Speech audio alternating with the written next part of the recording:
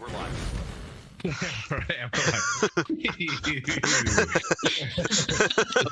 Just made it. The dogs just started their exactly 11 a.m. war where they're like, is he ready? Fight! And they just started going hard in paint. All right, so we're here. Let's see. Quick admin stuff. I want to thank once again RFI Prints for all their gifts in alliance with us. Want to thank Build with Titans, and tomorrow we might run a Drunken Duck. I'm pretty sure we're gonna run a Drunken Duck, which is our Q&A. We'll probably run it around, what do you think, 1300, 1 o'clock? Sure. 1 o'clock or this time tomorrow. Anyways, we'll figure it out as we go along. And Mouse Killer Miniatures, if anybody's watching them, I'm gonna do an interview with them at 8 o'clock Pacific time on Thursday. So I'm just gonna run into that one completely in the blind, and we'll see what happens. But as everybody pops in today, we'll say hi to you guys. We got a pretty big crew today, and there's a lot going on. But let me just say one thing for the parties that are completely lost in the sauce. So,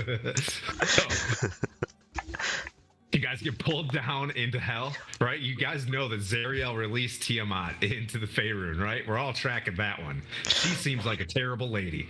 And then, as you spend a year, she pulled Elturel down into hell. That's a whole city. That's not chill at all.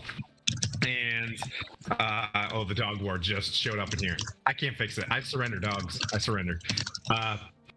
So you know that while you're in hell, your only real leads are the Bleeding Citadel and the Sword of Zariel, right? You know that you don't have a lot to go on. There's like a sense of hopelessness or whatever, and you're not sure what's going on. One second. I have to, every time the stream starts, I have to go to the dog. I'm gonna mute myself real quick.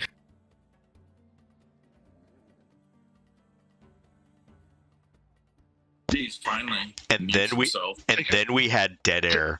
What are we doing? Take over, Skylar. Take over, Skylar. Come on. You're the one in charge. I'm the one in charge of the stream. Let's talk about the cons that we're talking about maybe going to. They do it every time I start the stream.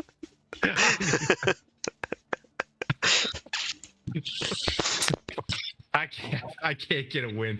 I gave him a bone. I was trying to time everything. I was like, all right, so we got a new puppy. Everybody's tracking. So I'll try to time giving them my bones, but they'll chew through it at like 10:59. And they're like, is he ready? Is he ready? Like, attack! They go hard in the paint. Those poor babies. Okay. But yeah, is there anybody else we missed in terms of thanking folks?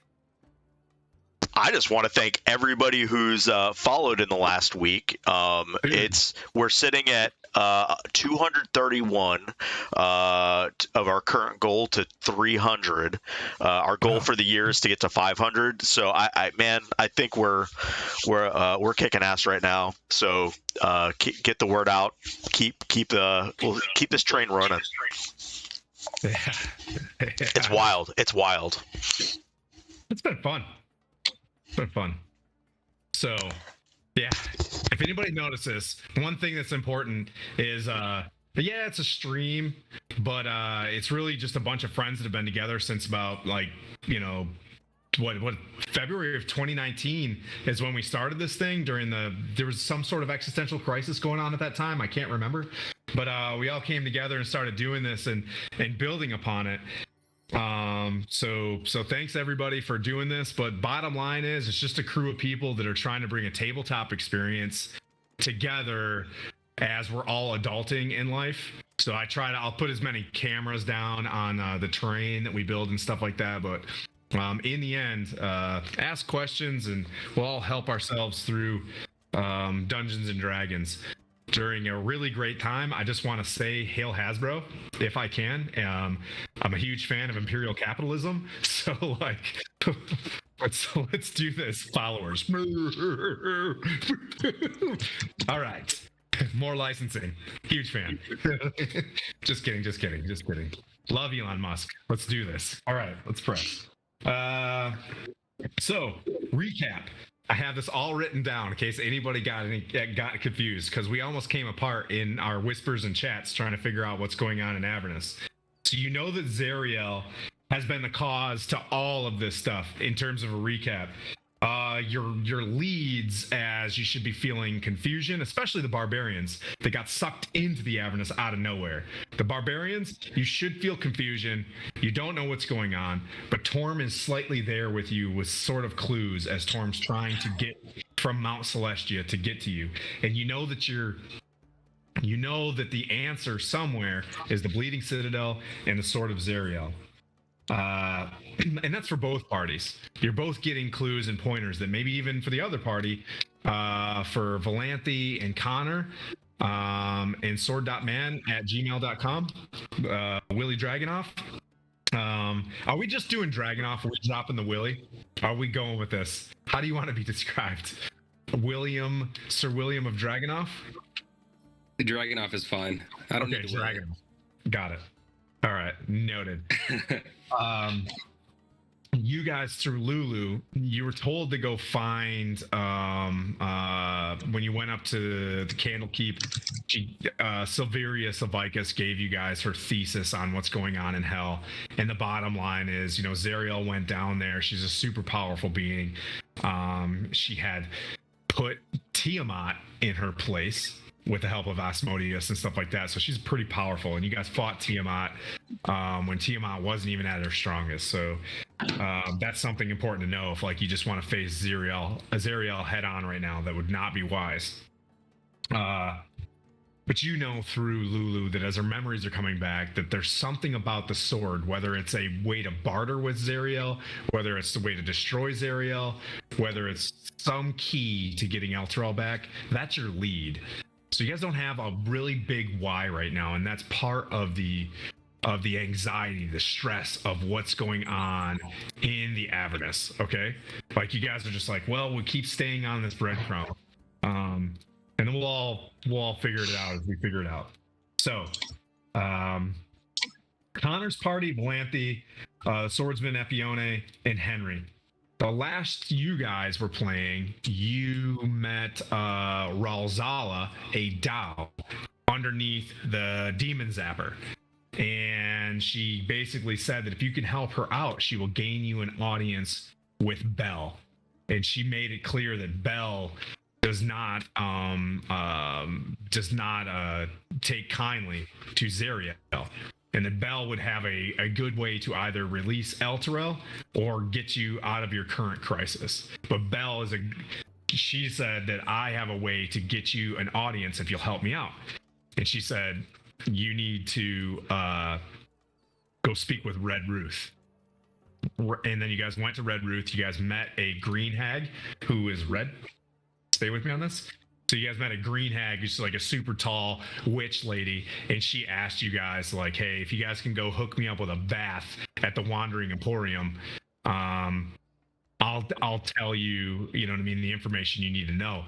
And you guys went and did that, and then you guys, what'd you guys do? You guys ran into your first Mad Max fight, where you ran into Bitter Breath at Epione, and you guys all worked together to fight off a bone devil, and they're really strong. If you look them up in the old E-Monster Emmanuel, they're pretty tough solo. But that dang repelling blast pushed off the bone devil. And I tell you, I went into Google and I tried to nerf repelling blast, but you just can't do it. But what I did nerf in the process, unfortunately, was our poor Manu, who had been dragging people more than 10 feet for the past a few months, and that's only one 10-foot pull. So sorry, during the process of updating AFIs, you got nerfed by accident.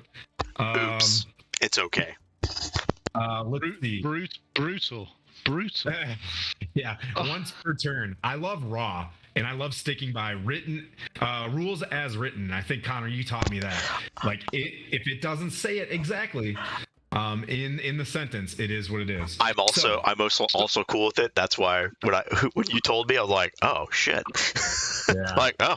The weird thing about repelling blast is you can push Tiamat 50 feet. You can push a Tarask 50 feet. And I'm just are you sure about that? So we might campaign 2 make some adjustments. So are you inadvertently saying it's my fault you've nerfed Manu? Yeah. No, it's always your fault. Yeah. So Barbarian Party.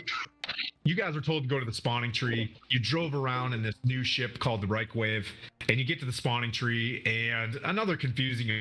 But regardless, Torm is putting you on some sort of path where you ran into Crickendolt, I think his name was. And you guys find out through investigation that there's some mad wizard. There's a mad wizard in a boiling lake of blood. Boop, boop, beep, boop, starts describing Mordenkainen. And you guys are like, oh, he's back. Right? So Mordenkainen plane shifts from different places all over the multiverse or the universes, the multi-planes of the Faerun.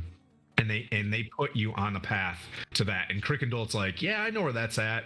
And Fedge, I think, one of your kobolds, also is like a slight navigator. He's been around town a few times. So I'm already sick of hearing my voice. So I think we're gonna get started with this next session. Or with this next session as Connor and Valanthe, Epione, because she had a really tough shift last night.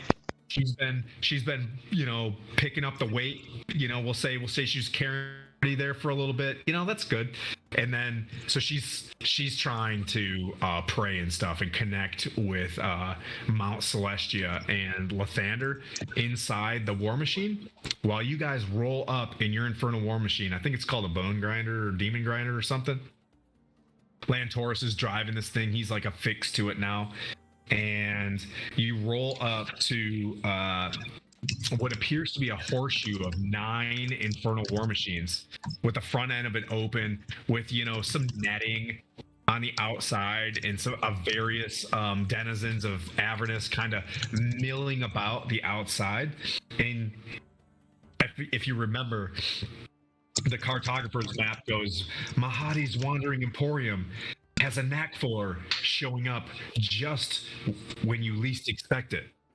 But in this case, like Red Ruth told you where it was going to be, so there's another loophole in this thing, so you knew it was going to be there, and you find it. Like, love you, Chris Perkins out there, but this one is you need to have a high cerebral capacity to run it. So as you guys roll up onto this horseshoe of what looks like a market or a bazaar in the middle of a barren wasteland, a collection of brightly colored tents. As you can see, I paint them brightly brown on the map. So just, we're going to imagine that they're red and blue and stuff. A collection of brightly colored tents stand clustered together, creating an oasis of comfort amid the dread landscape of Avernus. Huge infernal war machines form a horseshoe about the tents, with curtains made of small rectangular iron plates and lamps dangling from chains, strung between them. Soft, lilting music and wondrous smells drift across the hot winds, inviting a closer look. So as you guys have smelled an acrid, smell of iron and blood and things like that, like, ooh, some lavender incense things, some patchouli and stuff like that start coming out of this place. And you guys, so as you've been driving along, you'll see an oasis and it like disappears and you're like, God damn, this place sucks, and there's pestilence everywhere, swarms of like bugs. And as they get closer, they'll have like, Steve Forbes' face on them. You know what I mean? You're like, well, that's a weird bug. And then Steve Forbes, you make them fly away. But this weird place stays affixed. And you're like, yeah, that's right. Red Ruth was right. And you get closer and you start seeing signs as you get closer, like, and they're written in all different language. All are welcome here. No fighting, no spell casting, is no exception. And you realize that this is one of those very few safe places, or safe house, as it were, in Faerun. So, without further ado, Fury, your guys' busted up Sherman, kind of slowly parks. There's chains on the inside of this thing.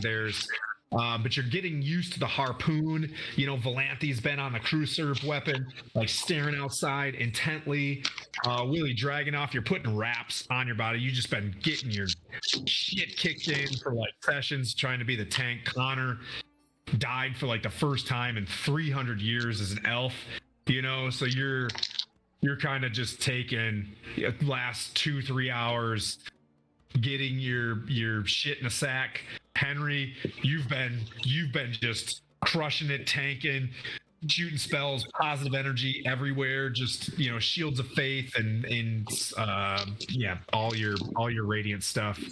But you feel the tank kind of stop, and Lantoris taps down and points down, and just like, I think we're here. And you get outside and you see this bazaar out in front, and I'll stop you guys there at the point of whoever wants to dismount first. If you guys would like to do the take a knee, what is it we're doing here conversation, you know, have at it. But Connor, you start coming back to life. You start getting like, whoo, all right, John Wick's back, maybe Keanu leaves. Trademark, copyright, creator content, OGL, Hail Hasbro.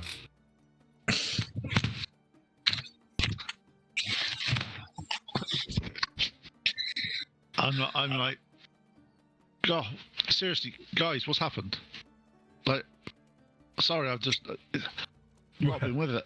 A lot. Good morning, sunshine. You missed the fight. I didn't miss it. I was dead. Still missed it. I mean, dead or not dead. So recap, we'll do like a little Scooby-Doo. All things and everything that you just said. Yeah. So Hell Wasp, that was legit. You went paralyzed. Let's not forget. You've got one of those. You remember Taranga Leela from Futurama, where she has a hole from the bee sting? Like, you've got this gigantic gaping hole. Like, yeah, I got stung by a wasp. I bit by a wasp. I don't know. That's a big wasp. Yeah, you missed a bit. Anyway, I learned how to shoot a cool new gun, so that's fun. And now apparently we're at like the bazaar of the bazaar right now.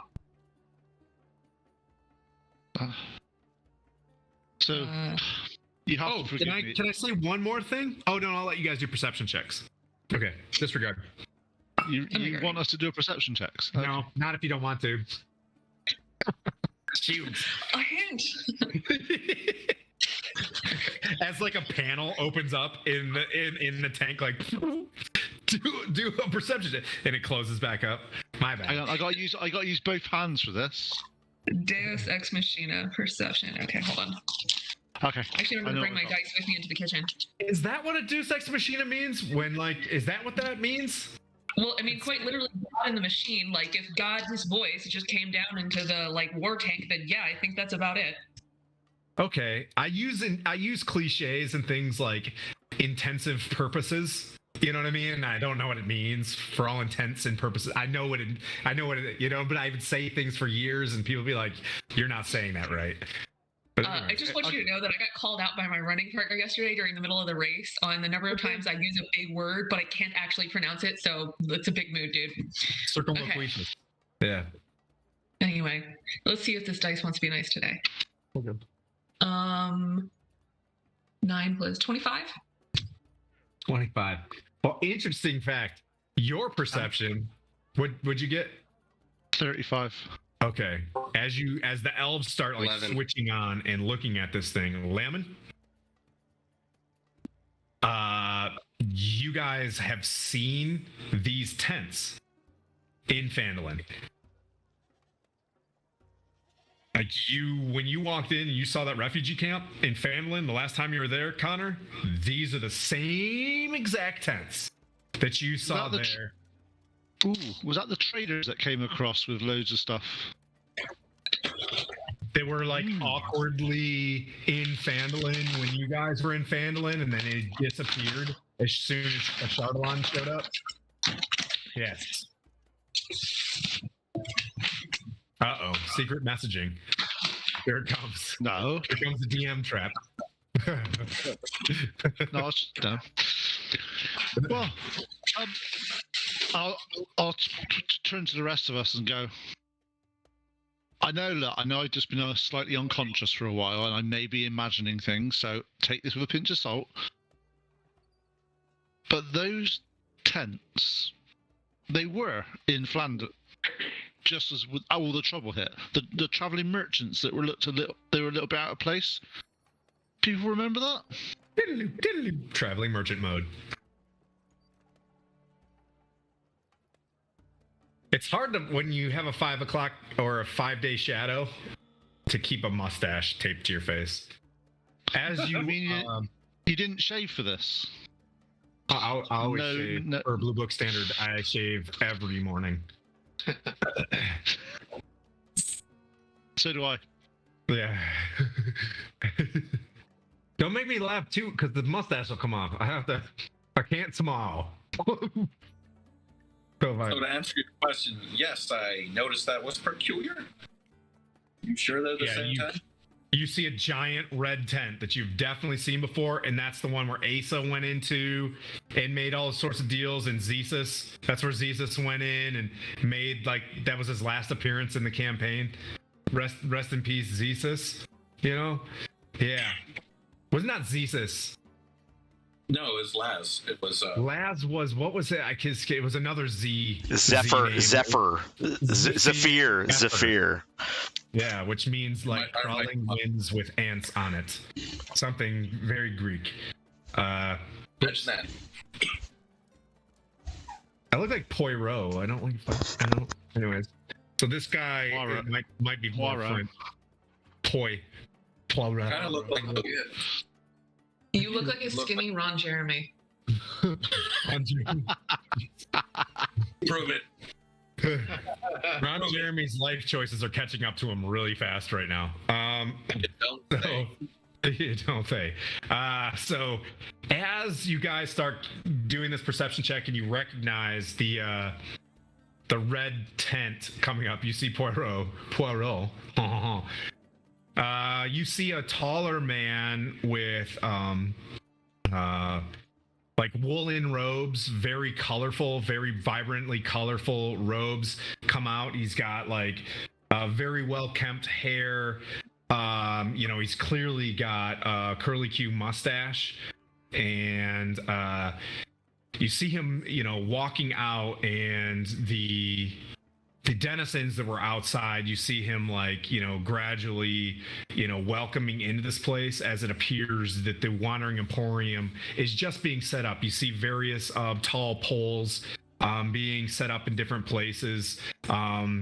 See like a couple salamanders running around, and you can see in the distance they're like stoking some large furnace, and they're like looking very like oiled and greased, and they're running around with various plumb bobs and things like that that was a B-52 call out to their vehicles and working on things. And you see people scurrying and setting up a morning energy emporium, but you see this guy with the windswept, and his robes are blowing off to the side, but he looks like a very powerful being. Like he's definitely the owner of this place. He stands about 6.5 feet tall, and he walks out and he like opens up his hands, and you could see him like, come to me. You can hear him barely over the sound of your war machine that Lantoris is keeping idling, just in case you guys need a DD Mao. That's a throwback term that my father would say as I was a young lad, to leave quickly. Is this the same guy? Do we recognize this guy from Flandlin as well? Did you go inside the tent? No. So he didn't come out of the tent. Did anybody go in the tent? Henry, did you go in the tent? You recognize Mahadi. Like, you recognize the guy. Yep, he's super. Yeah. Yep, you recognize him.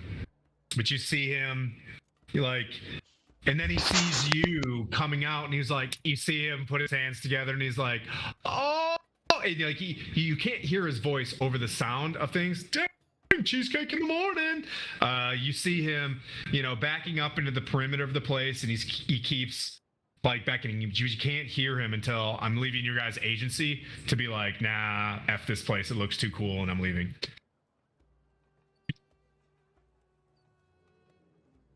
Oh, we'll walk up and introduce ourselves. Okay. He sees you like, oh. He's like, Henry, welcome back. Oh, it's so wonderful to see you. What brings you to the Avernus? Story. I don't know if you're tracking. Elturel is kind of here now. Oh, it's all the rage. All the monsters are passing through, and they're heading to this resource of souls. Wonderful. Come. Get in. As he looks around, like, it's disgusting out here, and he's like, come.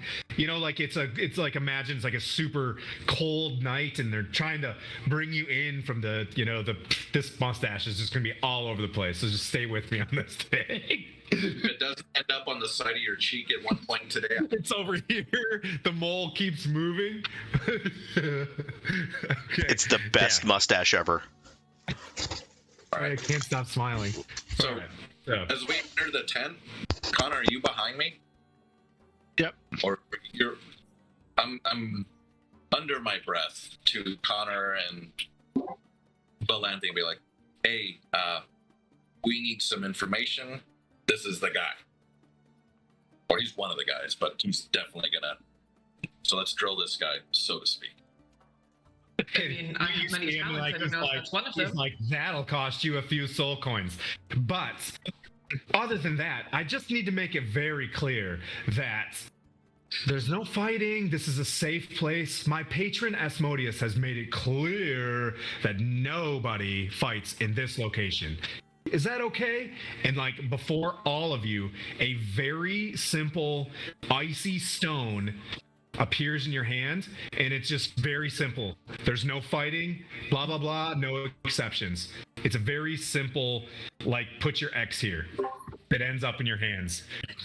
And sounds like a long rest. Fine line that it's just like, if you break this rule, you at level 18 turn into a pit fiend and work for Asmodeus for all eternity. I'm gonna level look at 18 already. Oh, thanks.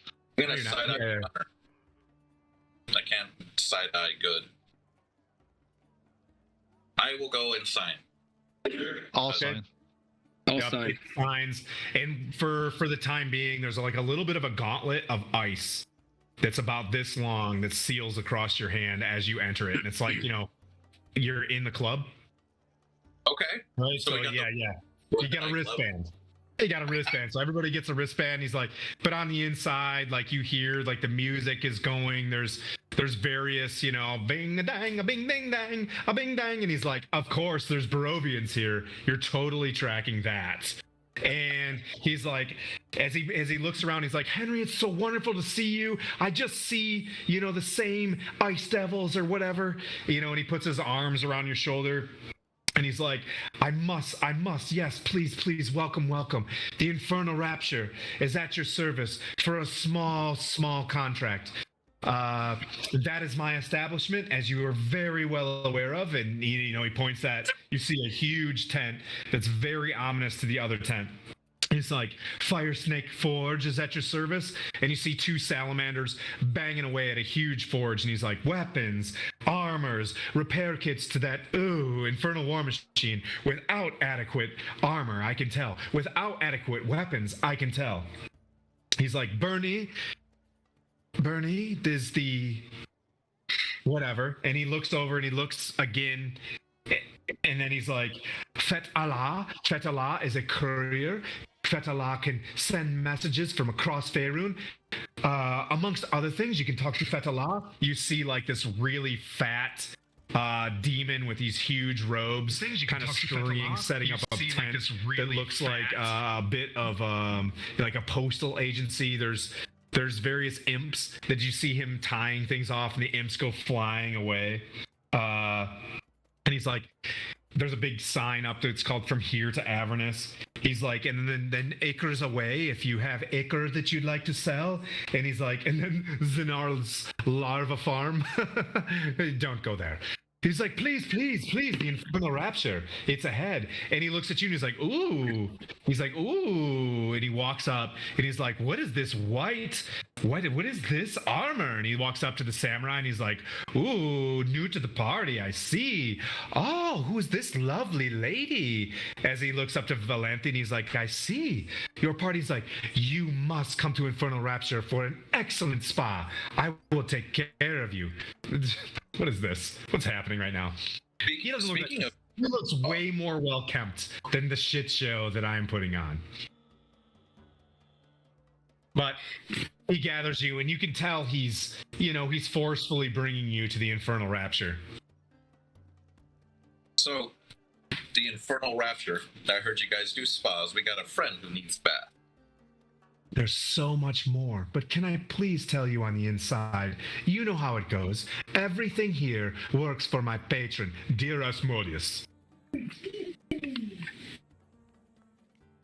Objections from You know, and it's like Prince Ali, fabulous he, as like the Infernal Rapture opens up, and there's just like people spinning, spitting fire. You know, like you see, weirdly enough, like as you look in, creatures from across you see aliens you've never seen before, like boop boop boop boop boop boop boop boop boop boop boop. Like you see all sorts of, like, this club is lit AF. Like you see pouring shot glasses from people from Destin, you know, that somehow drank so much they got sucked into the multiverse. You see Gith Yankee, you see like crazy shit in here, and he's just like, please come in, sign over there if you will. What are we signing now? So you see, like, he's like, it's okay. But I must tell you, anything you purchase in here, you must, or like anything that you do, you pay for. Or of course, you know, Asmodeus owns you for eternity, past level 18, or you know. But please come in. But please sign it. But please, you must pay for anything that you get the sense that in the Spearmint Rhino, it can get you can go a little too far, and there's the ATM machine is your soul. Okay, so like, keep your wits about yourself, like, you know. He's And like, that's how you get the call sign Kilo.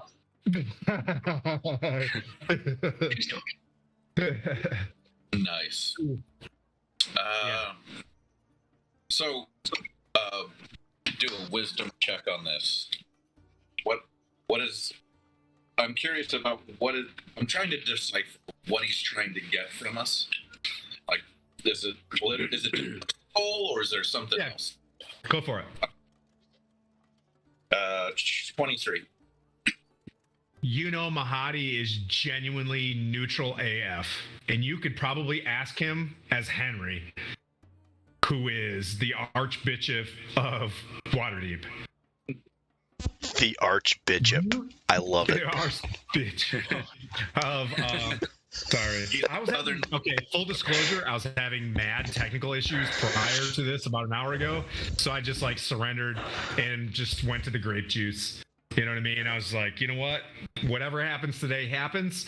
We're just going to have a great session with our friends and grape juice energy from the land of Bordeaux. I like it. So he's genuine in business. Okay. As far as you know right now with that, you're in a safe place.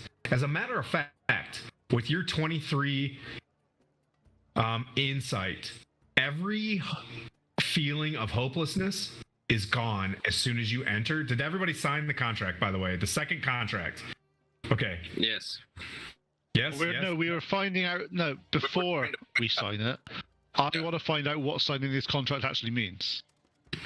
Okay, so bottom line, administratively, if you were to sit there, so roll a intelligence check on this thing, because it is long. If you want to go through all the trifold, so up front it's like happy faces, emojis, sign this, great, happy times. but on the back there is shit tons of times. Okay. 17. So It seems like a lot of tiny words and great times.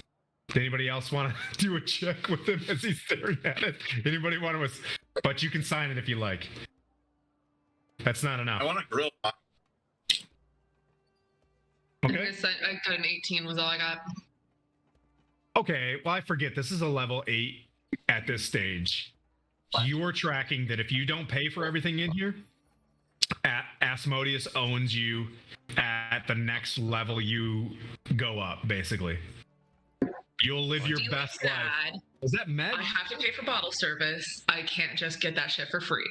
Copy. Yep. You gotta somehow pay for it. By the way, like you're tracking that you can work off your service as well if you can't pay.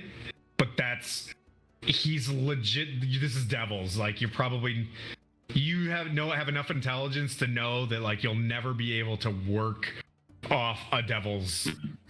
You want to pay for things in here. Fine. You want to make it Sign happen. Okay. You're in. As soon as you walk up, you see a tray pass to you, and it's literally got, I'm going to assume, the best vintage of elven wine that you have ever seen. Like you can smell it for that hopelessness that you just said. Like you can smell like this is your father made this wine. Like you can smell a vintage and the terrain that you are on from a distance with your passive perception, and it's got a bottle of your dad's vintage of wine. Like it's that good. Or if you have dad issues or whatever, you don't have to have that one. Just in your mind, it's whatever makes it great. As it's there, I say, I'll turn to hang on, get his name right. Sorry. I turn to McHaddy and go, "Where is my father?" Oh, interesting.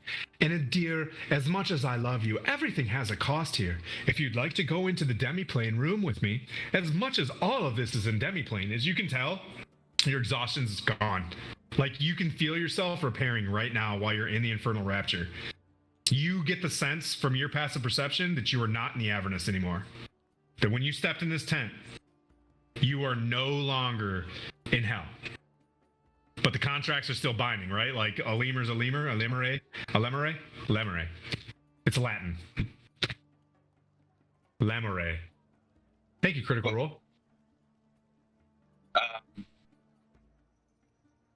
While we're sitting there with Muddy, all right, Muddy, lay the cut straight, buddy. What's the deal here?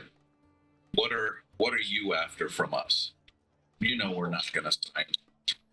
You get the sense that the Wandering Emporium, it travels all across the Avernus to collect any souls that want to refresh themselves. You get the sense that he didn't know you were here. I'm going to hold your insight check. He didn't know you were here. This is genuine. Okay. Well, Andy, what are you? If you have questions, dear sweet Connor, is that your name? May I call you Connor? Well, it's my name. So Okay. of course you can. He's like, there is a section of this place that I like to call, the skiff. And if you'd like to go in there, then we can have discussions. But though I must know, Asmodeus is always listening. So you get the sense that he's like, but we should have discussions about these things. And I want to make everything perfect for you. So why are you guys there? Number one, asterisk. You're going to buy a bath for Red Ruth, right? You guys know that. Okay. So if you'd like to come with me, and he's like, and so Dragonoff, like there's these small, like wooden, like it looks like a clear liquid in it, and it's literally the sake, you know what I mean? That like you're like, oh my god, like you see the hot and cold. And they knew almost exactly based on your armor and blah blah blah. You see a pointy-eared dark green elf with like Sonic the Hedgehog hair with freckles all over the top of its face. and pointed teeth. It doesn't look like an elf you've ever seen before. I would just describe them as space elves. Comes up to you and is like serving you this stuff, and like it's just it appears like Henry. Same thing. If there was like a Japanese bourbon, like there it pops. And then it's just like, do not let Dungeon Master drink this. Okay. And he hands it to you. We all remember. Keep him away from the Hibiki. Valanthe, the same thing. There's like, very ornate. And I know you're listening. You don't have to pop up. But there's like very ornate glasses that remind you of your high society home, and you can tell that there are places that make you feel like you can go and like yo-yo to the tank and get some of that feeling of royalty in here, like very well sculpted to your memories. And there are elves in there. There are dwarves in here. There are halflings that probably couldn't have paid their way out, but they're working in this place. So sorry. So I'm gonna ask what the cost is for this sake. Oh, that's on the house, dear. I thought you said we had to pay for everything. Nah, the refreshments are on the okay. Yeah. There are certain things that are on the house. Like as you sign the contract, that's on the house. But beyond that, like alcohol isn't going to help your rest. Okay? So like No. it's kind of a negative. You know what I mean? So There's no complimentary poo-poo platter. you know what I mean? Like, please. So, just for services, so that we can level the bubble, as we say, there are various spas that can rejuvenate you instantly, which means, caveat, 8-hour rest. You go in there in any sort of, massage of your choice in that area, we'll just, the curtains wave, the camera pans to the curtains. You guys can have a great time. Like all sorts of different types of ways to rest. But and rejuvenate. There's all sorts of random nooks in this place. You can tell this tent jumps around, and he So has it is many. the spearmint rhino. Got it. Yeah. So depending on what you're, there's books, there's a library, a silent library.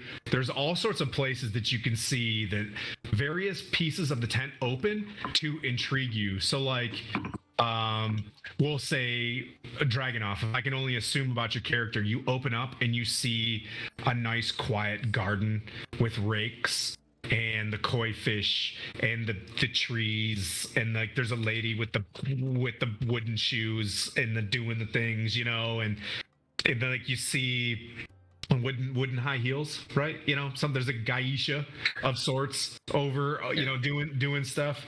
Not an assassin one, but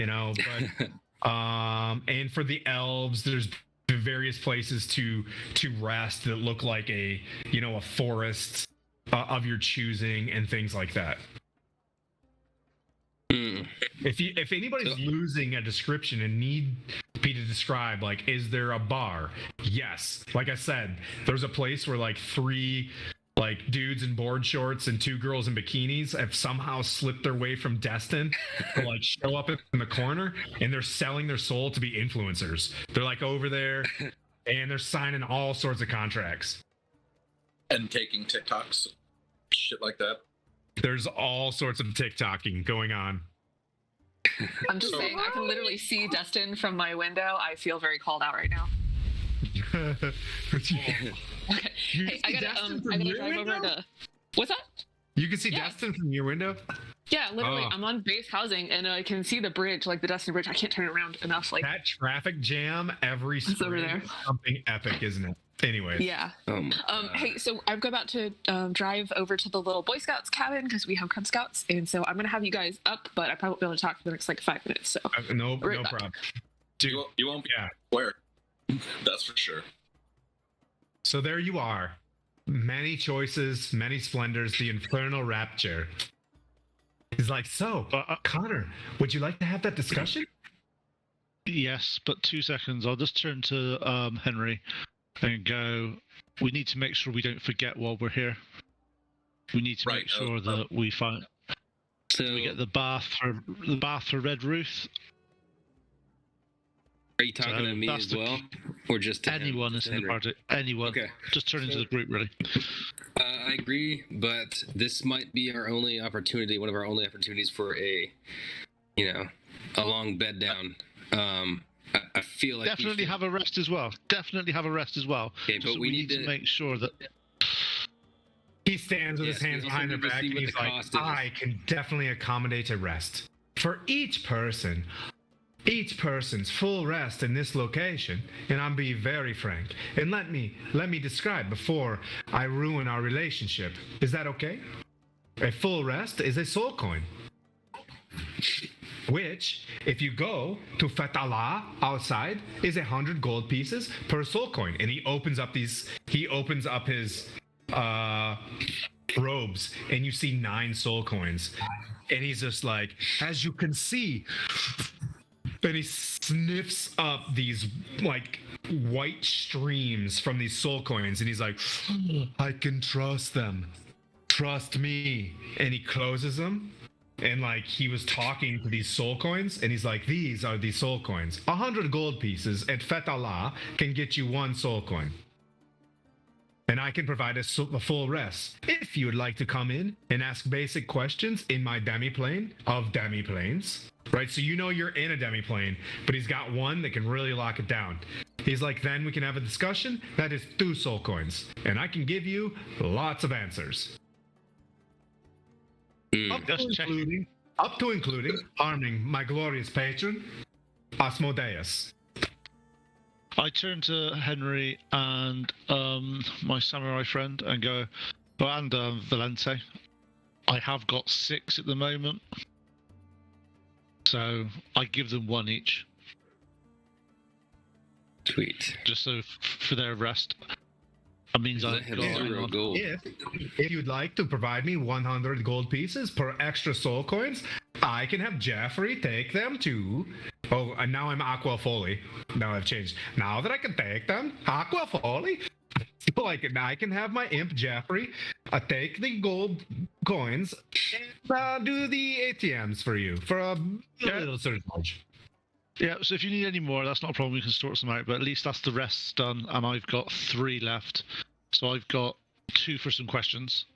Which you all may enter Mahadi's office. So is it for two soul gems? Is it unlimited questions?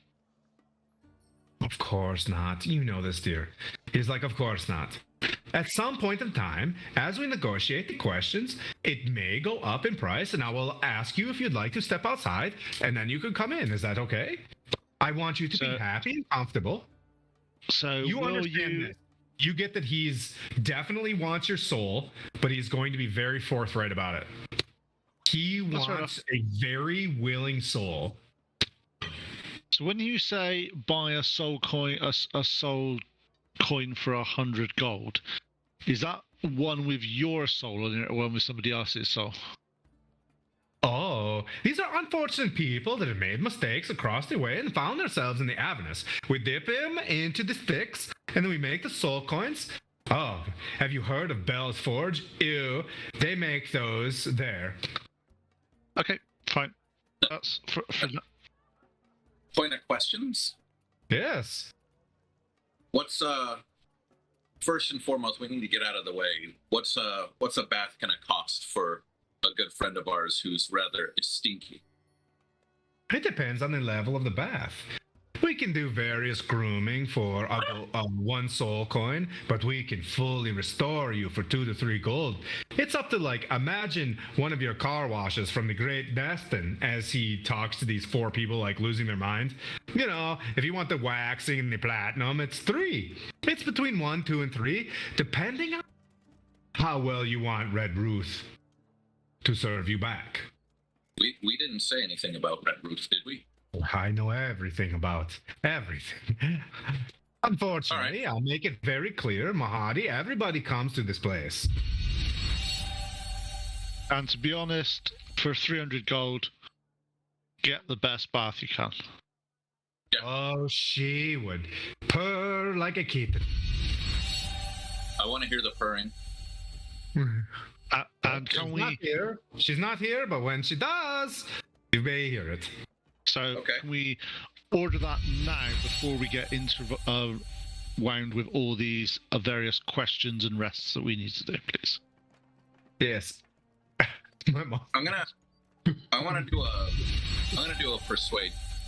Now I'm Wario. Haha. the wish Wario. All right. So, Aww.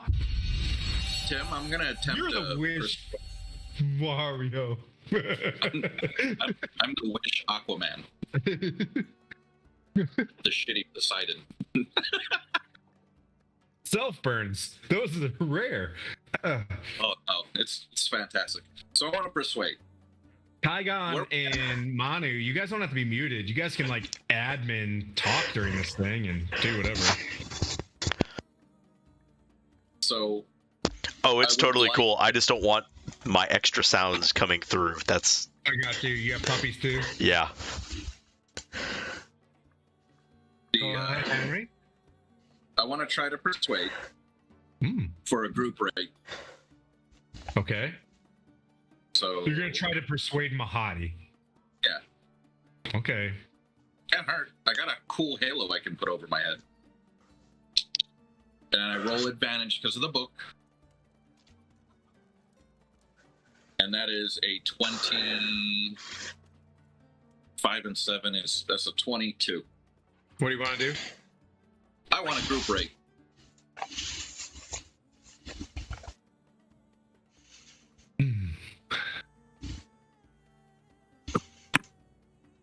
He's like. Tell you what. He's like. Okay, go for it. Rate. Yeah. I want a group rate, and I would like to purchase 5 soul coins as well. And as a tip for you, and for your imp, I will give you one of those 5 coins. It's like. But I want a group rate for us. He's like.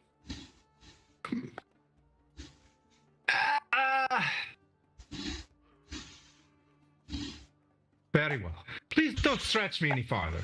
The rest, your rest, individual rests, other than the spas and other than the questioning, that's on Mahadi for the Archbishop of Waterdeep.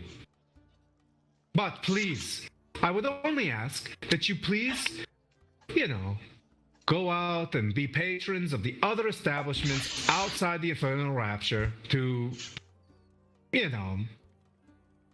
keep them in our parties, provide me securities in the Avernus.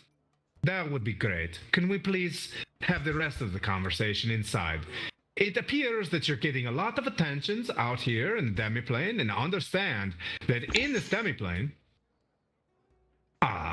these people can leave if they have paid, and they can bring people back who might want to maybe take some things from you. So please, may we? If you'd like to have a conversation and speak very clearly before we come out here in front of all the riff-a-raff, come on. Now I'm Italian. Objections from the team? None at all. So, we will start out to enter the 1 soul coin, please.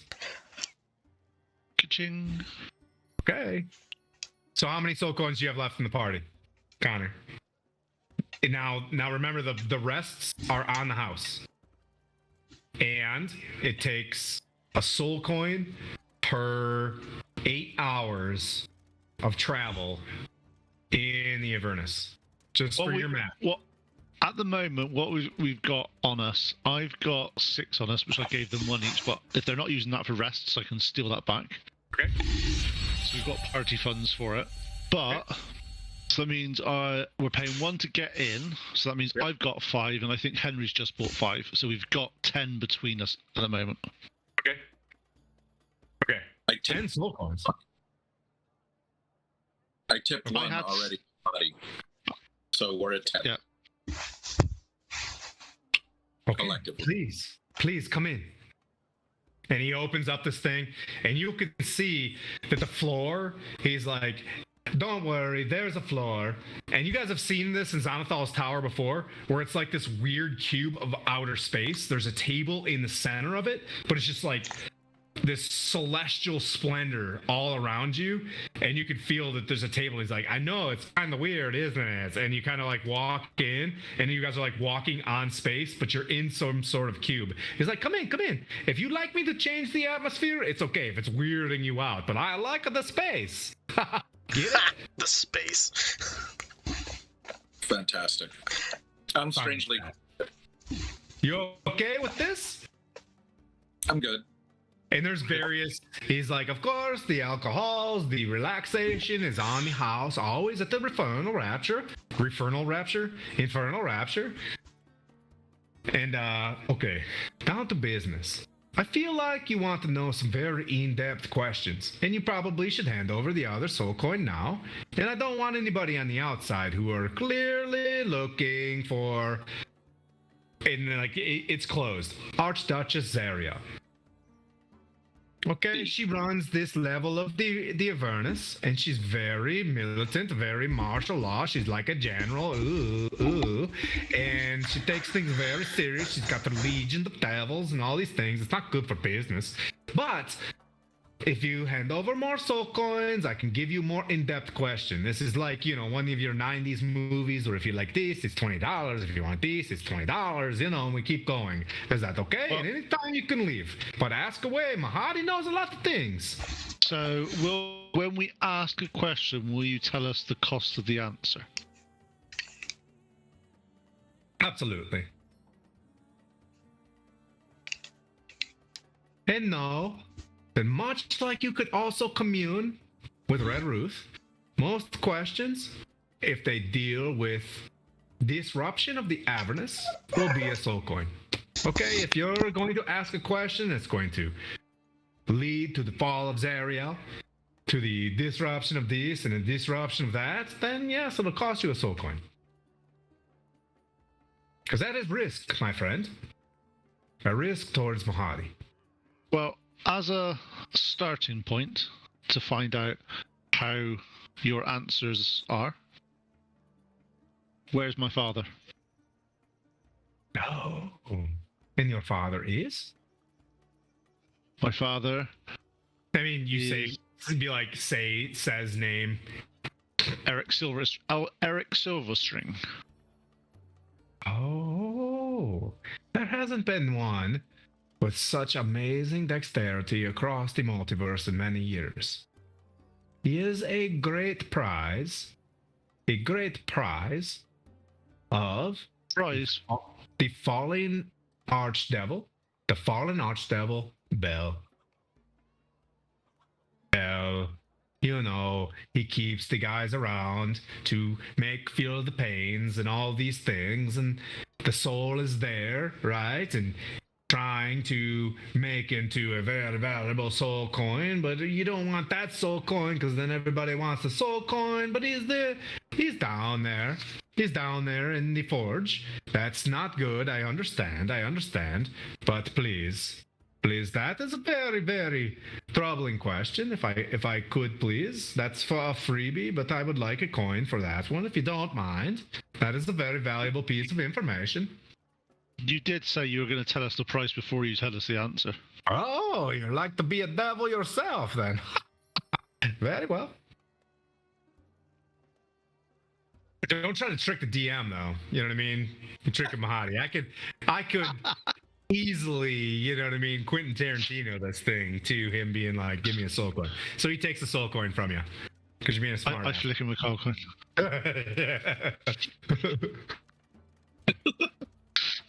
Okay.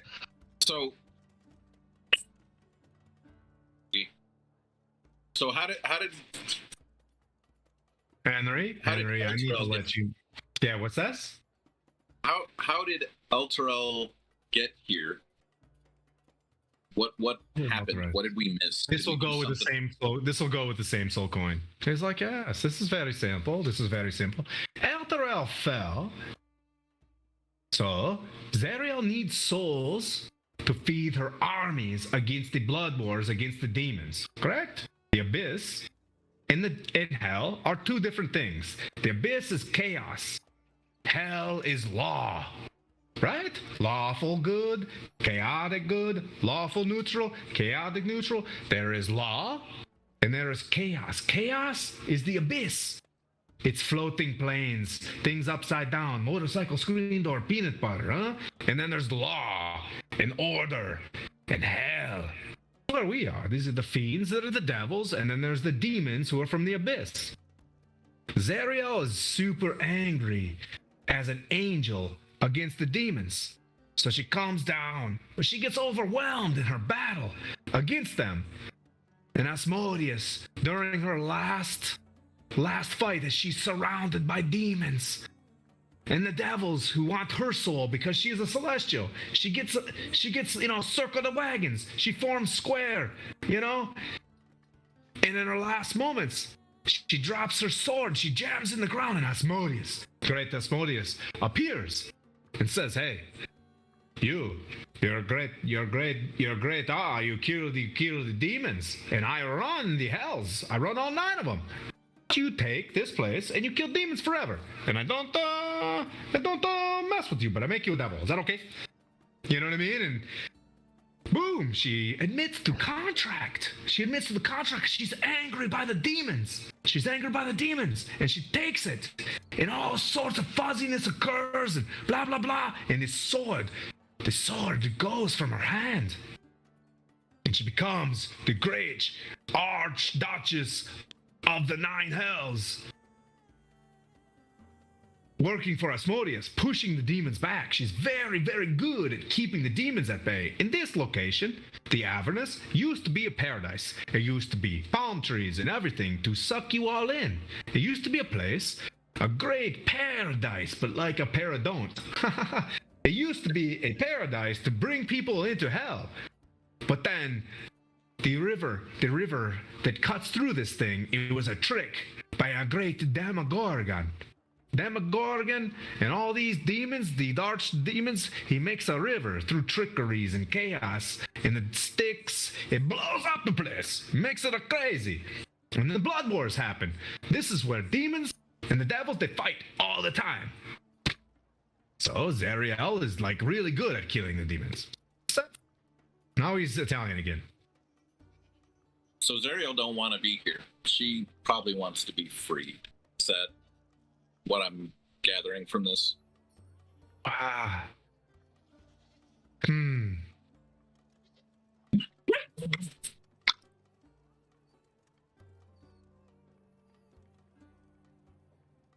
will give you the soul coin, but if the answer is yes, I want to know how. That is okay. But I will say for my master, this is a very dangerous question, because my master made Zariel. And if you are asking me to help you either remove Zariel, well, he's like, you see this blob kind of appear out of the ground. He's like, then, well, maybe more contracts will have to happen. It's a very dangerous question. Roll an insight check. 22. You get the sense that you're putting him in a spot where you either better have a better boss you can replace Zariel with, or, you know what I mean? Like, We gotta come up. You can't just be pulling this without a give, right? Okay. Well, So, I'll hold here. You're putting me in a very dangerous position, as Asmodeus knows my heart if I walk out, and he will know that I have gone against him and his plans, There's very tough choices. Marty, babies. I don't mean to put you in this kind of position. So we're going to leave this question where it sits. And maybe we'll readdress it here soon. Would you happen to know where we can find the sword? Oh, yes. Oh, yes. I can't deliver it to you correctly. Or to the location. What I have heard through stories, and he's like, through this beautiful little holy font that it floats with you, that it, due to its powers from Mount Celestia that Avernus is scouting over, it is unknown to most of us, but I can tell you it exists. And there are a few folks who have laid eyes, and the only people that know are the ones who have seen, or have seen someone who has seen it, and I have not. Okay, that's valid. That's all I got. I got to think for a minute. What about you two guys? You got? Okay. Any more questions for any of you before we go outside and enjoy the splendors of the Wandering Emporium and the Infernal Rapture? How about you? I have one. Oh, yeah. That's I have one. You. Yeah. My father was a guardian of the Ring of Milikai. Okay. The Gauntlets of Milikai, yes. He brought them into Avernus. Okay. Where are they? And how do I get them? Obviously, his soul, his prize, has been stolen and is by Baal, but is the yes one? Yes, of course. What? So that's 3 so far. Correct? Of course. Well, I think I know where you're going with this, and that's okay, because Bell, of course, is angry and he's living in his volcano. Alright, he's not very happy, and I would not go there. But I think Bell is wearing these now. He's wearing them. Oh, I would Bell not be wearing these. It is not too often where a god gifts something, correct? And he looks over at Henry, and he's like, and Henry, this is free.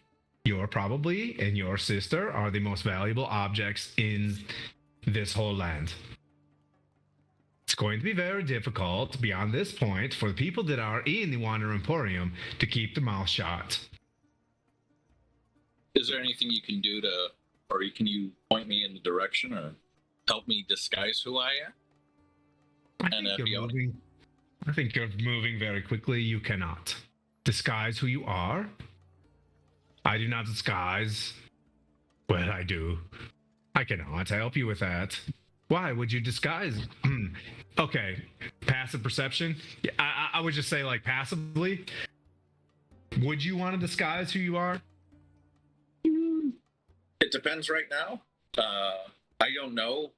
So there's a couple ways we can do this. We can try and stealth it, or we can use the fact that, I'm a beacon of glowing light to our advantage. I'm just unsure how to use that. It's going to be very hard for you and a celestial warlock and like Mirren and stuff like that to actually.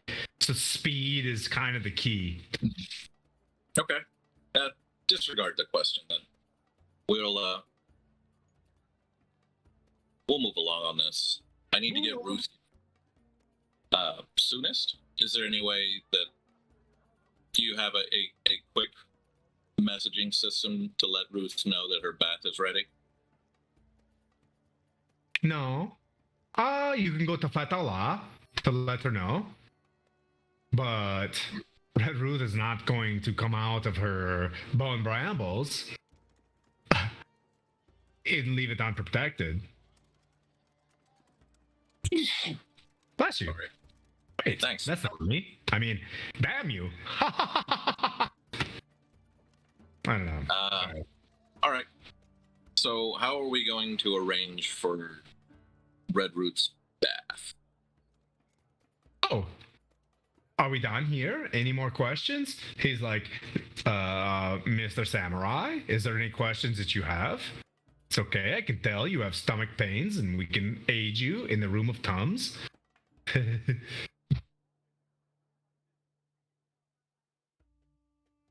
Sorry, you're wearing so much plate mail, I can't hear you. Did you just say the room of Tums? Sorry, I was muted. Yeah, I have no questions. Okay, good. That's less is more. I like it. Well, Connor's in a bit of a conundrum. Okay. How, as you know, I'll say, well, obviously, probably my last question. As you said that Bell is wearing the gauntlets of Malachi and is holding my father's soul captive. He's holding his person soul. He's still alive. Of course, yes. He keeps him alive forever. My question: what's the best way, in your opinion, and with all your knowledge that you know of this realm, of retrieving the gauntlets and my father? Well, that'll be 2 soul coins. Fine, 2. Well, if you're going to supplant Zariel in some sort of way, which it appears to me, and if you're going to, the only way you're going to get a gauntlet off of Bell is to kill Bell, which is next to impossible. If you're going to supplant the 2 highest devils in this place, who is going to run this place? Do you want it to fall into chaos?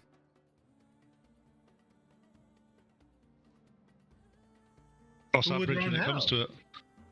I'll cross that bridge when I come to it. At this point, rescuing my father is high on my priority list. Very well, very well. Very well. Well, I am an ambassador of Asmodeus for this place, I must tell you. Please do not tell me any more of your machinations, as you are very, very powerful individuals. And you make Mahdi very uncomfortable by this. So I would suggest that if you create too much imbalance in Avernus, Avernus becomes the Abyss. Abyss's domain. And you do not want that for Faerun. I'll tell you that. You want law and order over Asmodeus, rather than the Abyss gaining a level of hell. So you What's wrong with you? You seem a reasonable man. What's wrong with you taking over here? I don't want that. I do not want that. I am in contract to my master Asmodeus. If Asmodeus pleases, then that's the case. Asmodeus can take over then. Asmodeus rules all 9 hells. I'm sure he can find someone to run this little place. What's one more? Connor, dear sweet Connor, that is not the can of worms you want to open. Well, he started this kind of word by endlessly tormenting my father. Maybe you can become... That's Bell. I know, but I'm saying I will deal with Bell. That may prove some troubling for your master, which I understand may be difficult, but to be honest, at this point, that's not my concern. Okay, you're maybe not making the wisest choices, and that's fine. But if your father was trapped by one of the Lord... Of course. Empathy, compassion, all of these things. I'm wonderful. You do the rage. You be angry, and that is good. You do that. But looks at Henry. You know what I mean? In brackets, like maybe. You guys do what you please. Understandable.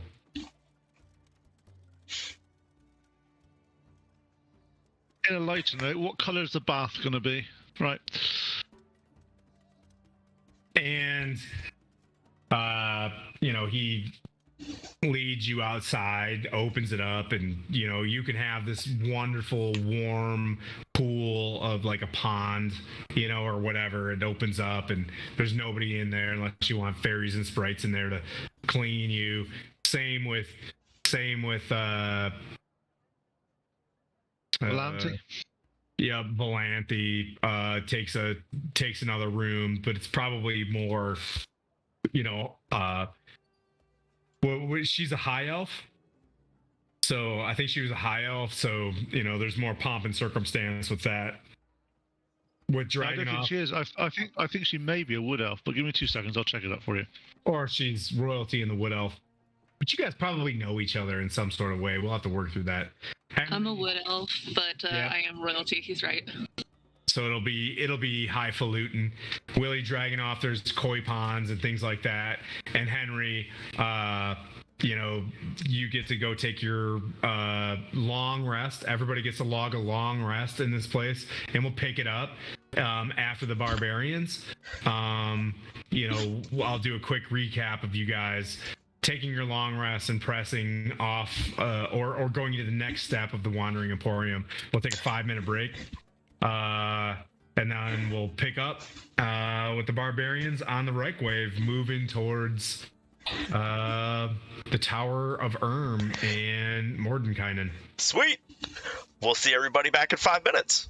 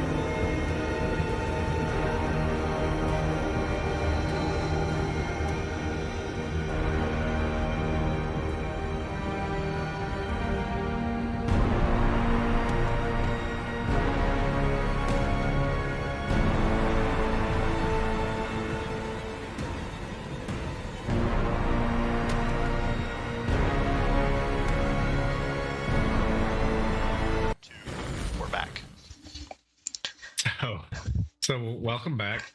A little bit of a very serious costume change. With this next round.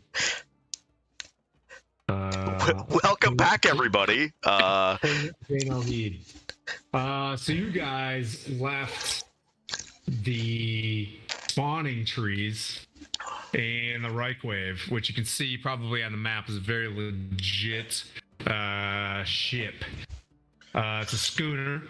You guys leave the spawning tree with Crickendolt, and you move towards where he and Fedge decide where this boiling lake of blood is, and it's nearby where that large battlefield where demons died and created like a huge lake of ichor. Well, this is the lake of blood. Everything is like moves real smooth in this campaign, which is awesome. So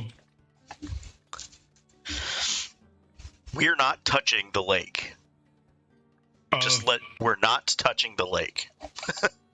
So you get the sense that the schooner can only get like 10 feet above the ground.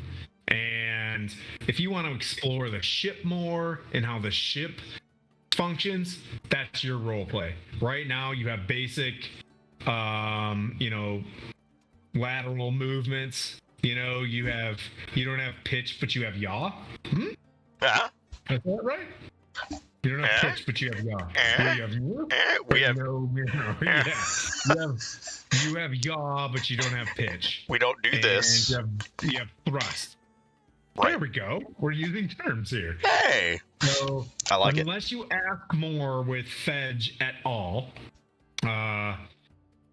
he's able to, when you jump back into the ship and you're like, boiling lake of blood, he's just like, oh yeah, you lake and it's that way. You follow the trees, and you kind of keep moving along, but it's not that far. It's not a short rest. Yeah, I remember it. It wasn't that far. Like we were able to fly. I think we flew. But much like there's two hags in a row, there's two lakes in a row. Hey. Like very, very brilliant. Yeah.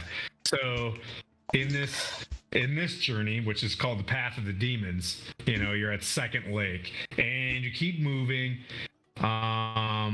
across this, as you move away from the bearded devils that you see building pyres all the way around this lake. There's all these bearded devils which appear like, you remember dragon wings from the cultists? Yes. Or like the low level but yet well armed, they're active duty, right? They're not, you know what I mean? Like they're regulars in this military.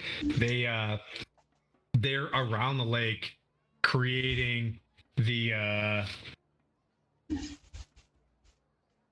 what's that?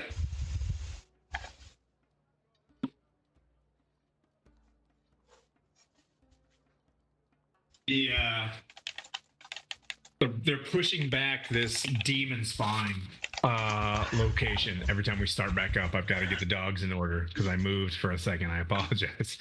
Dog ward.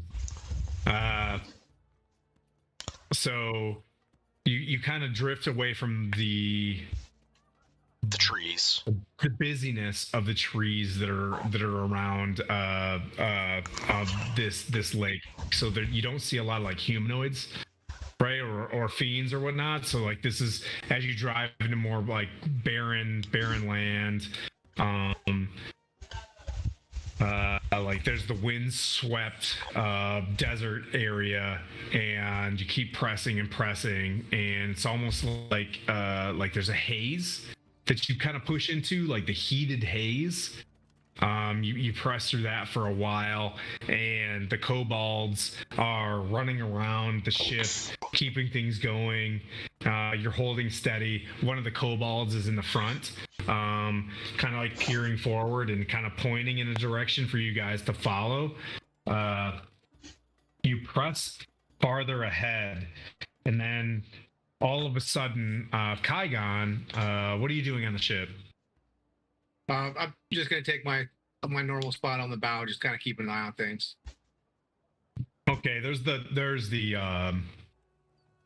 kobold named Fedge. He's next to you, and you all of a sudden you've got the helm on, and you hear an iron tower rises atop an island on a lake of boiling blood. No windows penetrate the tower's walls, and its only visible door opens. Oops. Fetch said that? Nope. That's Fedge amazing. didn't say that. So you hear from the helm. I read the wrong thing.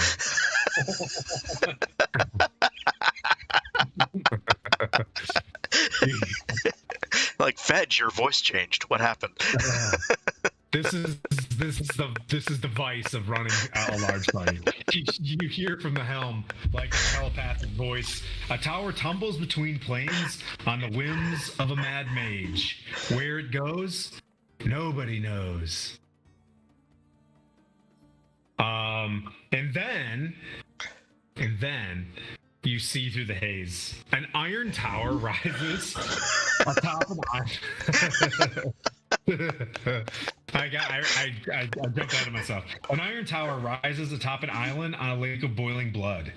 No windows penetrate the tower's walls, and its only visible door opens on a high balcony. Red lightning crackles constantly between two horns of metal on a tower's roof. So the haze passes by, and you see this putrid iron-smelling giant lake of blood. Okay, you're in hell, so I mean, it's not too crazy to think that that you would see that, but you've seen this before. Both of you have crossed this lake before, and you know that like this makes sense. That once again, they mentioned Mordenkainen. It's here, and you move across this. It's a pretty large lake. It's about a mile across. And you can see it. There's an ominous island. Well, not an ominous. I keep using the word ominous. There's an island in the central part of this lake. And you can see, jutting up from the center of the island, an iron tower. And inside around the iron tower, you can see various dots of like life forms kind of walking around it. I remember when we were leaving the tower to go save the diva, that there was, I don't know, demons or devils or something that were just hanging out outside the windows that were watching us. I'll just do a perception check. Is that kind of correspond with? Are they still there? Are they still there? It's a 15 perception. Yeah, as you move the schooner a little bit closer, you do see,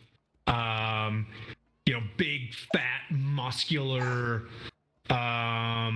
green-looking devils, and you've seen them before. You fought them in Castle Neratar. You fought some of these big, large, green-looking fiends, and then you see some various purple-looking ones that look like bugs, kind of like the dark crystal bugs that defended the dark crystal like castle. They're called you've dealt with them before, so you're kind of familiar enough with Mesoloths and Yugoloths.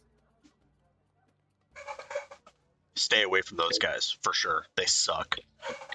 They're like looking up and kind of messing around, and you know that you can't climb up. You're gonna have to, if you want to get to the tower, you'll have to see them or get near them. Right. I'm gonna tell the devils at the front to arm the ballista and just maintain be at the ready. And if they only for master, the two spine devils that are sitting, like the three spine devils that are trying to aim this thing. Aim for the big guys. If they come near the ship, aim for the big guys. Okay. I don't know if they're aggressive, but if they are aggressive, if they come towards us, we're gonna try to take them out. Okay. But yeah, I'll try to position the ship as close to the tower as possible, and I'm just gonna call out for Mordenkainen. Mordenkainen! What if we leave a little bit of standoff and then just use the magic carpet to go to the door? Yeah, we can do that. Oh no, we jumped off the carpet, so the carpet is gone at this point. Oh, we left it behind? I had no way of getting it because we jumped off of it. Okay.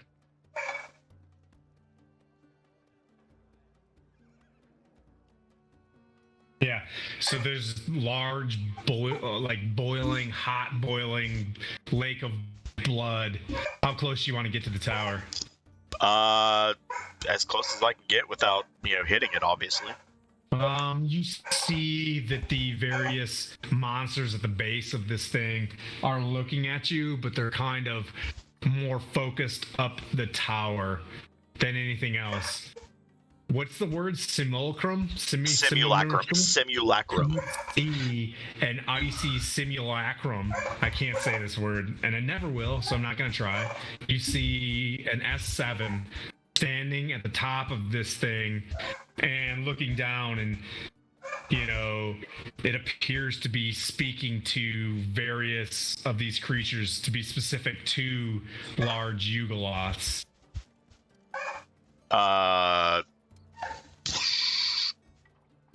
Can I hear the conversation? It sounds like ominous, like looking for components. Like I need the horn of a horn's devil, or a horn's devil for 400 gold pieces. Like you hear like some sort of a business transaction kind of occurring. Got you. You see at the base of this tower 4 huge iron foundations that attach this tower into the plane. And there's only one door?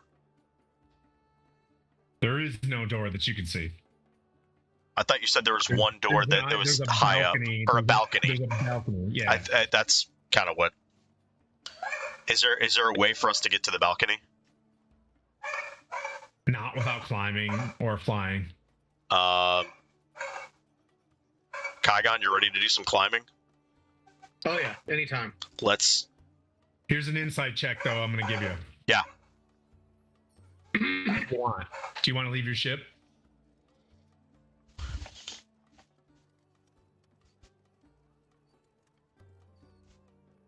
There, that's my gimme.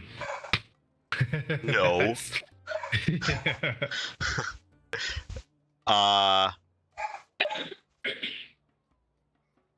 Well, I'm calling out for Mordenkainen as we get close. If I see him, I'm calling out.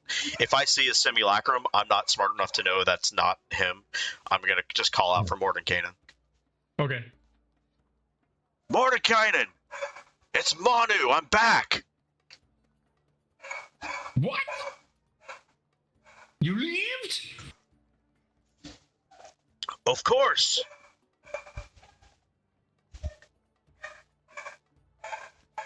I can't hear you.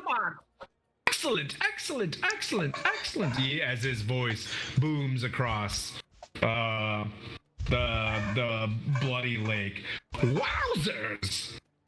What now? Are you also here to kill me? As he points down at the Yugoloths. Why would I kill you? Why would I want to kill you? And I pull out the dragon. I was like, you gave me this. Oh, sorry if you're trying to work that here, as you can tell. And you can see the iron tower shimmering between. So there's these iron foundations at the bottom, and the tower itself shimmers. Like if it wasn't locked in that position, it would also be drifting. Does that make sense? Yes. Yeah. I was like, yeah. Don't worry about not telling me about that. It was very weird. But who could assume that you would come back to the Avernus now? What are you doing here, dear sweet Manu? As he waves to Kaigon. You don't from here. This is Kygon, if you remember him. Indeed. Oh, yes! The diva! Excellent. You can see him struggling with his madness. Yeah, so, can we talk somewhere private? Without... I got this awesome ship, and I just... Can you come down here for a second? He sits and he looks. You see that you can tell that he's using the visage because of how dangerous it is to be outside. Cannot. But how can I help you? It's the best you're gonna get, sir. That's fine. We're not totally sure how we got back to the Avernus. Have you heard of Sandasil Morja? Haven't heard, sir. Yeah, well, she sucks, and dragged us into this place, and now we're trying to figure out where the hell we're going and why we're here. Where do you want to go? Some sort of citadel? If you're lost in this place, I would say, if you're lost in this place, you'll need to find someone who doesn't want this place to exist and who's working against it, I suppose. Do you know anybody that might want that? There's a wizard with no real renown that lives, sort of. And he points and he's like, in that direction, there's a great obelisk. And his name is.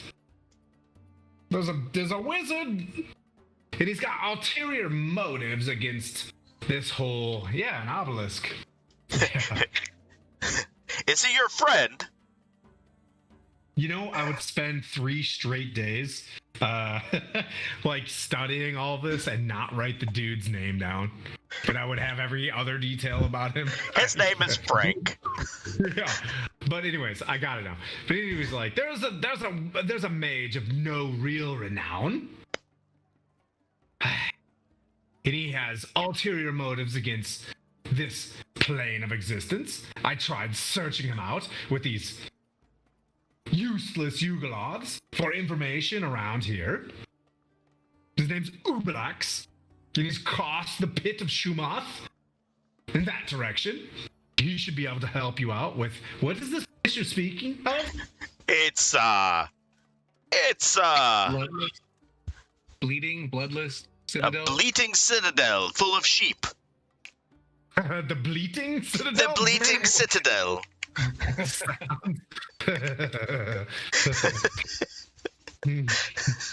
Oh boy. I had to. Yeah. It's a citadel. Some sort of citadel, a white citadel, or a citadel of sorts. Oh, that's very interesting. He's like, Ublax will be able to help you, I think, find this place. He's very knowledgeable, if that's what you're looking for. Okay. Is he your friend? No, no one's a friend here who touches the ground. That's fair. Then we will not touch the ground either. I wouldn't touch that. Or any of these, as he points down at the various fiends that are surrounding the place. You can tell that, like they try to like fly up, but the lightning from like the red lightning will like poke them, and then they'll try to like come back down. So I'll ask him how far this obelisk is from the tower. From here, maybe a half a day's travel. You can ask one of the Yugoloths below. They're the ones who do my bidding and help me retrieve things. They flock around my tower so that for various payments. I use them to go out and search for things in the Avernus. This is a great place to work on spells, as I don't give too many shits about the damage I do around here. Fair enough. Well, thank you, Mordenkainen. It's good to see you again. Of course. Hopefully I can help you out here. Yes. There's not much I can think of needing, but it's so good seeing you. Of course, it's very hard recovering from the battles with the Circle of Eight. Ugh. Circle of Eight? What is the Circle of Eight? From a plane of Earth. I don't mean to digress. It's a place called Earth. Fair enough. Well, thank you. And I'll as a passing note, like in common, how far is it to this place? To one of the Yugoloths? To one of the Yugoloths? Yeah. Like, how far is it to one of these places? Crickendalt like pulls on your sleeve, and he's like, I would not trust a Yugoloth. I forgot what Crickendalt sounded like, but anyways, he's like, I will not trust them. I know where to go. I know where to go. You know where it is, Crickendalt? I think I do. Yeah. Sweet. It's past the Pit of Shumath, he said. I know where the Pit of Shumath is. Oh, then everybody knows where the Pit of Shumath is. Point me in the direction then. The pit fiend is melted there. Point me in the direction then. He's like, okay. Are we off? Let's be off. Oh. If Didn't expect that to happen so fast. Yeah, if Mordenkainen, if I can't get into the tower, then we're done here. I would say you can. One of you could probably get into the tower. You know what I mean? Like, I don't know. It's something you'd have to work out amongst yourselves. You guys can do whatever you want in this sandbox, right? But I would just. You have some insights. You know, your passive perception is a little bit higher than, like, I'm just gonna park my car here in downtown, you know, wherever, and just like leave with that many denizens on the ground. I gotcha. Actually, you know what?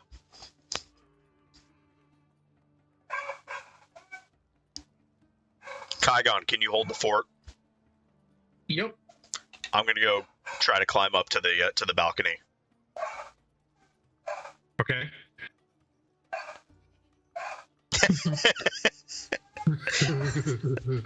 Okay. Yeah. Getting up there.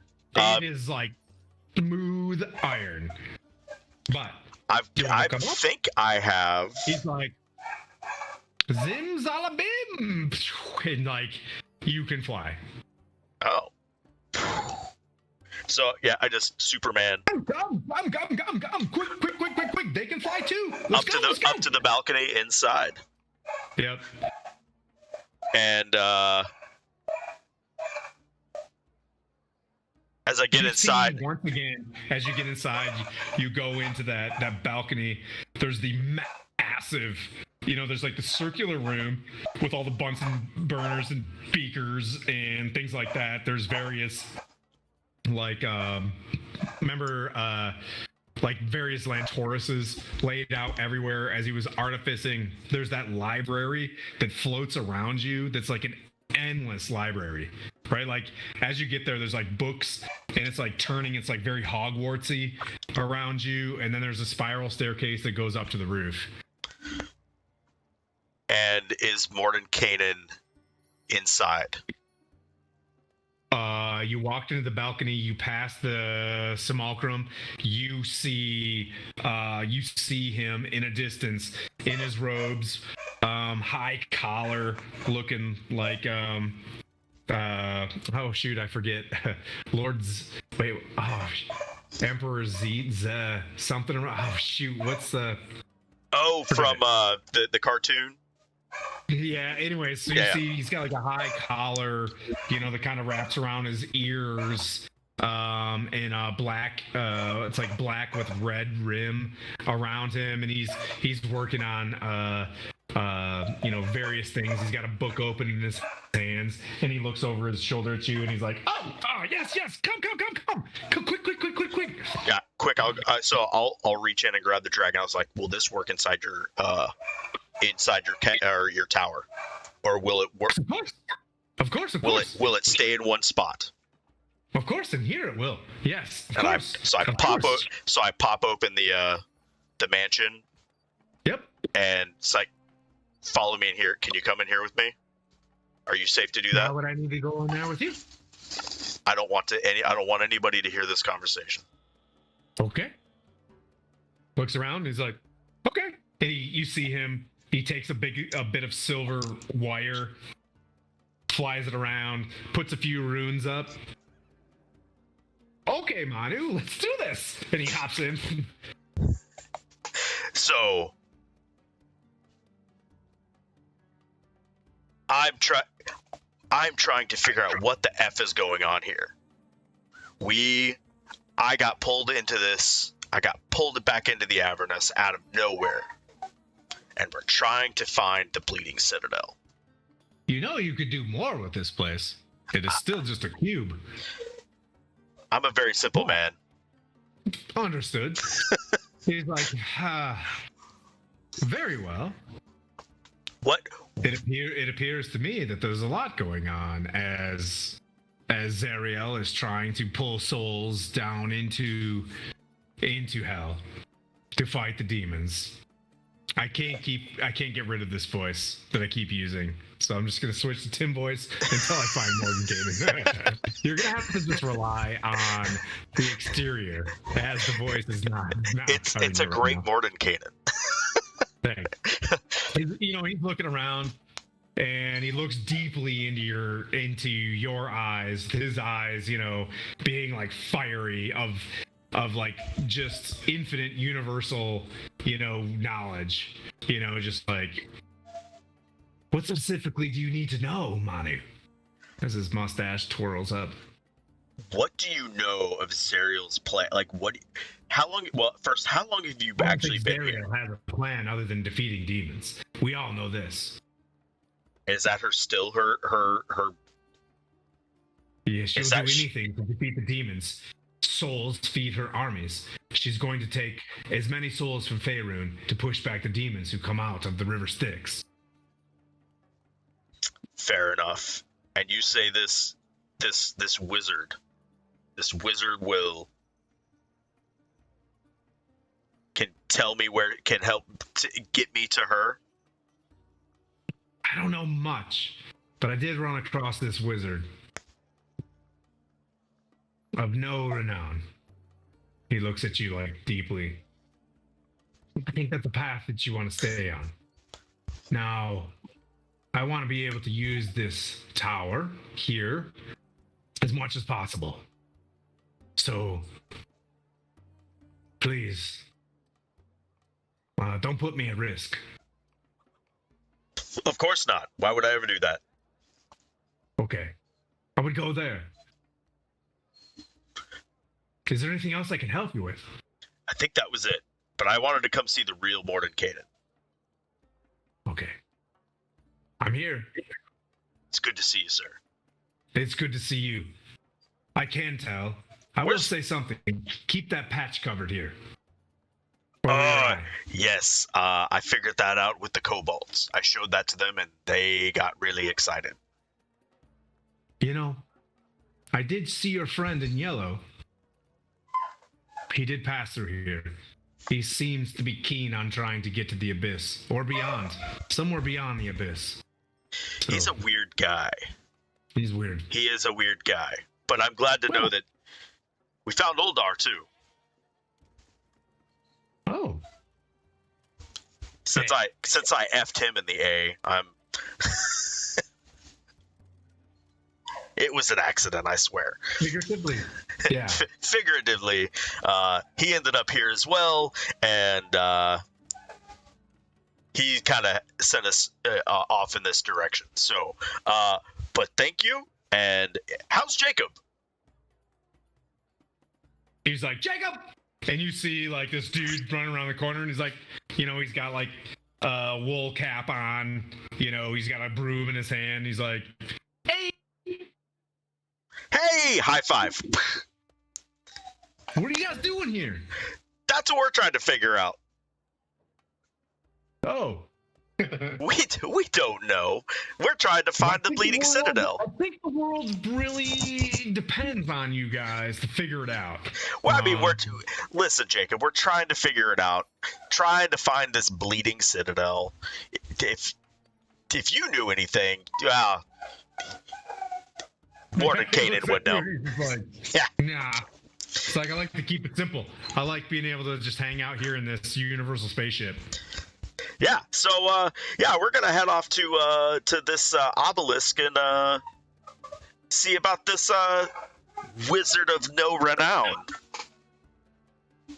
There's a wizard of no renown. Okay.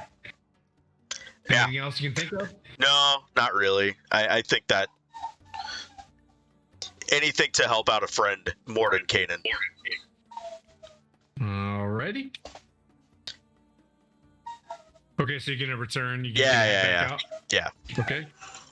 All right, so you get back outside. He lets you fly back down to the ship. You get down to the ship, and you get the idea that Crickendalt knows where he's going. And it's very difficult. I understand in the descent to Avernus, the Tower of Urn is very meh. It becomes so. Stay with me on this, barbarians. You guys are in a really like flubby spot right now. It becomes a thing. So stay with me. All right. So just stay with me on the follow the leads. Okay. It's very frustrating as I'm trying to peer.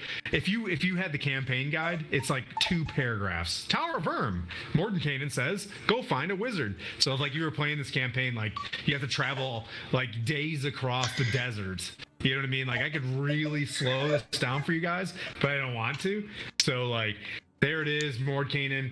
You could have asked him a myriad of different things and still go to the wizard.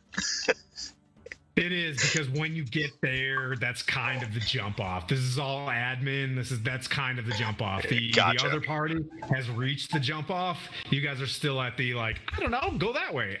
Go that way. And I'm with you in the existential frustration part of this thing. Yeah. So you hop back in, you're like, full speed ahead. Like, Pow. Hey, Yeah. So we're here. So I'm like, we're going to a wizard. If it makes you Another guys feel wizard. any better, I built a lake of blood for you for this whole scenario that you spent 5 minutes with. So that's me empathetically being like, I'm sorry that Mordenkainen was kind of a dick. Now go to the obelisk. So like it's Tim, at least they didn't destroy it. That's true. You could have hoboed the whole thing, murder hoboed the whole thing. So there you are. You get back in the ship. Crickendalt's kind of like sitting there. Fedge and was it Fedge and Fedge and Quab and Lib and Feg. Yeah, Feg is the cook. The cook. Right? Yeah. They're all there, and then there's 3 spine devils who seem very martial in terms of being stuck with this ballista, right? So they're very serious. You could tell there was probably more spine devils on this crew, but it just wars happen, and we clearly lost another ballista, right? They're a division, right? It's spine devil division. If you Horatio Hornblower, they're on that ballista. So you're back. Tygon, you see him float up and float back down, and there's Manu. What do you got, Manu? It's like Kygon, we're going to another wizard.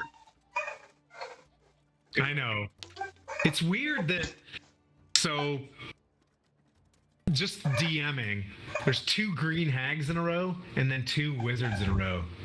On the path of devils and the path of demons. That is weird. That? Yeah. I really, Dungeons & Dragons, please hire me. Please hire me. But by all means, don't write your own book. Yeah. I can. By all means, don't write your own book. Yeah. So, all right.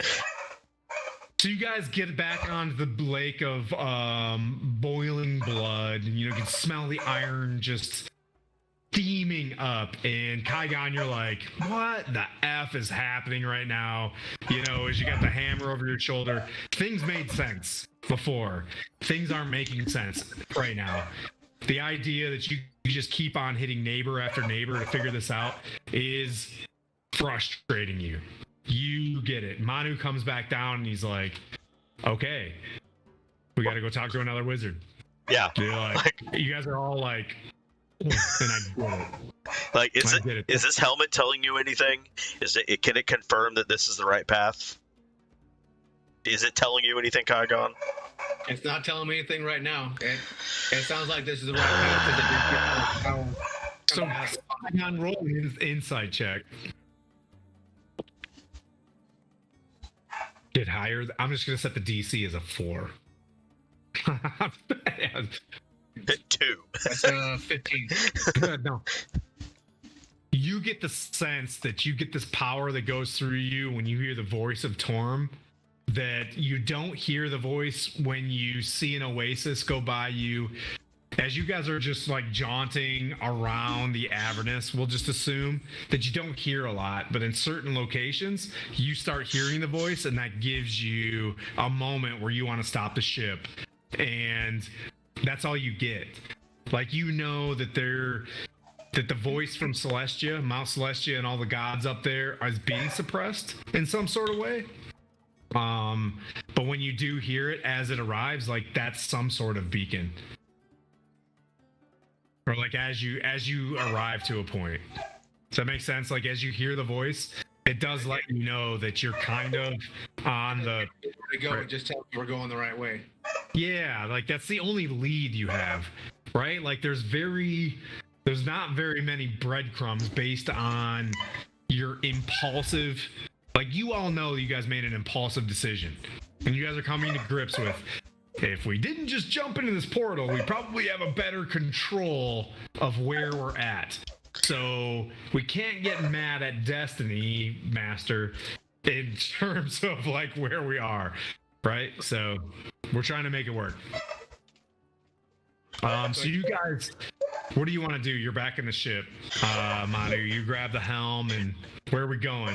Yeah, it's like I asked Cricket. I'd ask Crickendall to be my second mate or first mate, and point me in the right direction, and we just full speed ahead. Okay. You guys begin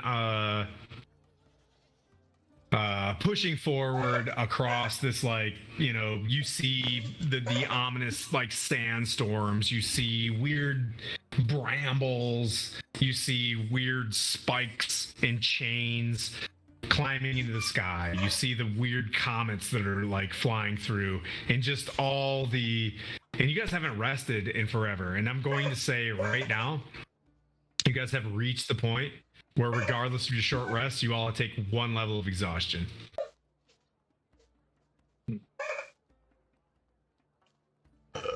How do I add that exhaust? You can do it later. Got it. You can do it when we rest of the other party, but you're at the point of like 1 level exhaustion. You guys have not received a full rest or anything like that. And since Elturel. You begin to think, as you leave this tower and you were able to open up the mansion, you know what I mean? Like, oh, we could have taken shifts, but like you just kind of keep pressing, and you're feeling like really smoked right now, and you're moving towards this place, but you feel tough. Like, you get so tired you can feel it in your teeth. Yeah, you're feeling it at that point right now, and you're really starving for a rest. You keep moving, and the ship, and you own your destiny. You're getting to the point of, do you want to turn back around? Do you want to keep pressing? But you can press if you want to. Kaigon,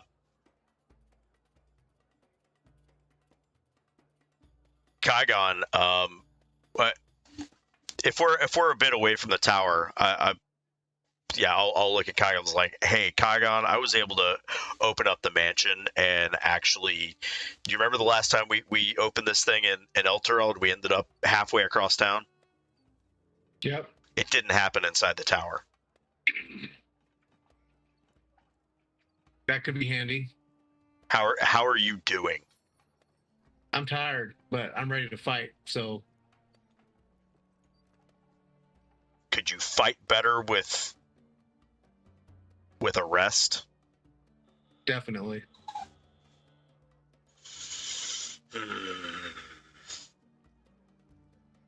Fuck it. You don't have to. No, You get another short rest on the way to this place. I'm just saying, like, your passive insight as you leave this thing, you guys are barbarians, and I'm going to give you hindsight as you move X amount of while. So what I'm going to say is, you've lost, that pearl is gone. You need to put something back into it. Oh, that's fine. I've got another pearl. So that's easy. Yep. Yeah, where's my pearl? Actually, I'm gonna throw a jade. No, I've got one more pearl. So it's 100 gold pieces is what is important to this. Okay.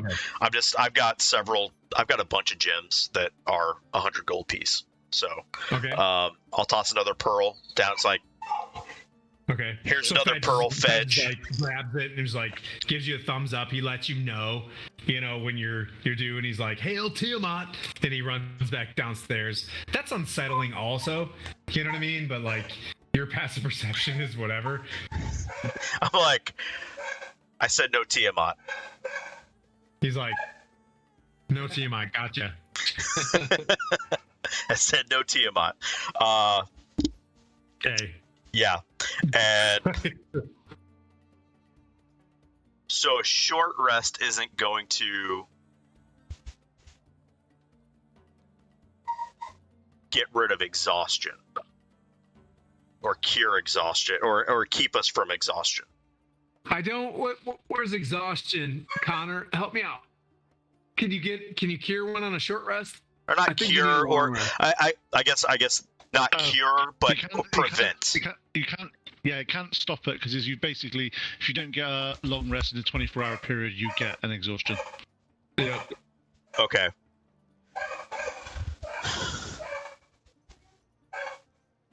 And exhaustion. So you're barbarian. So what I want to say, how do I cage this? You guys have been crushing it as barbarians.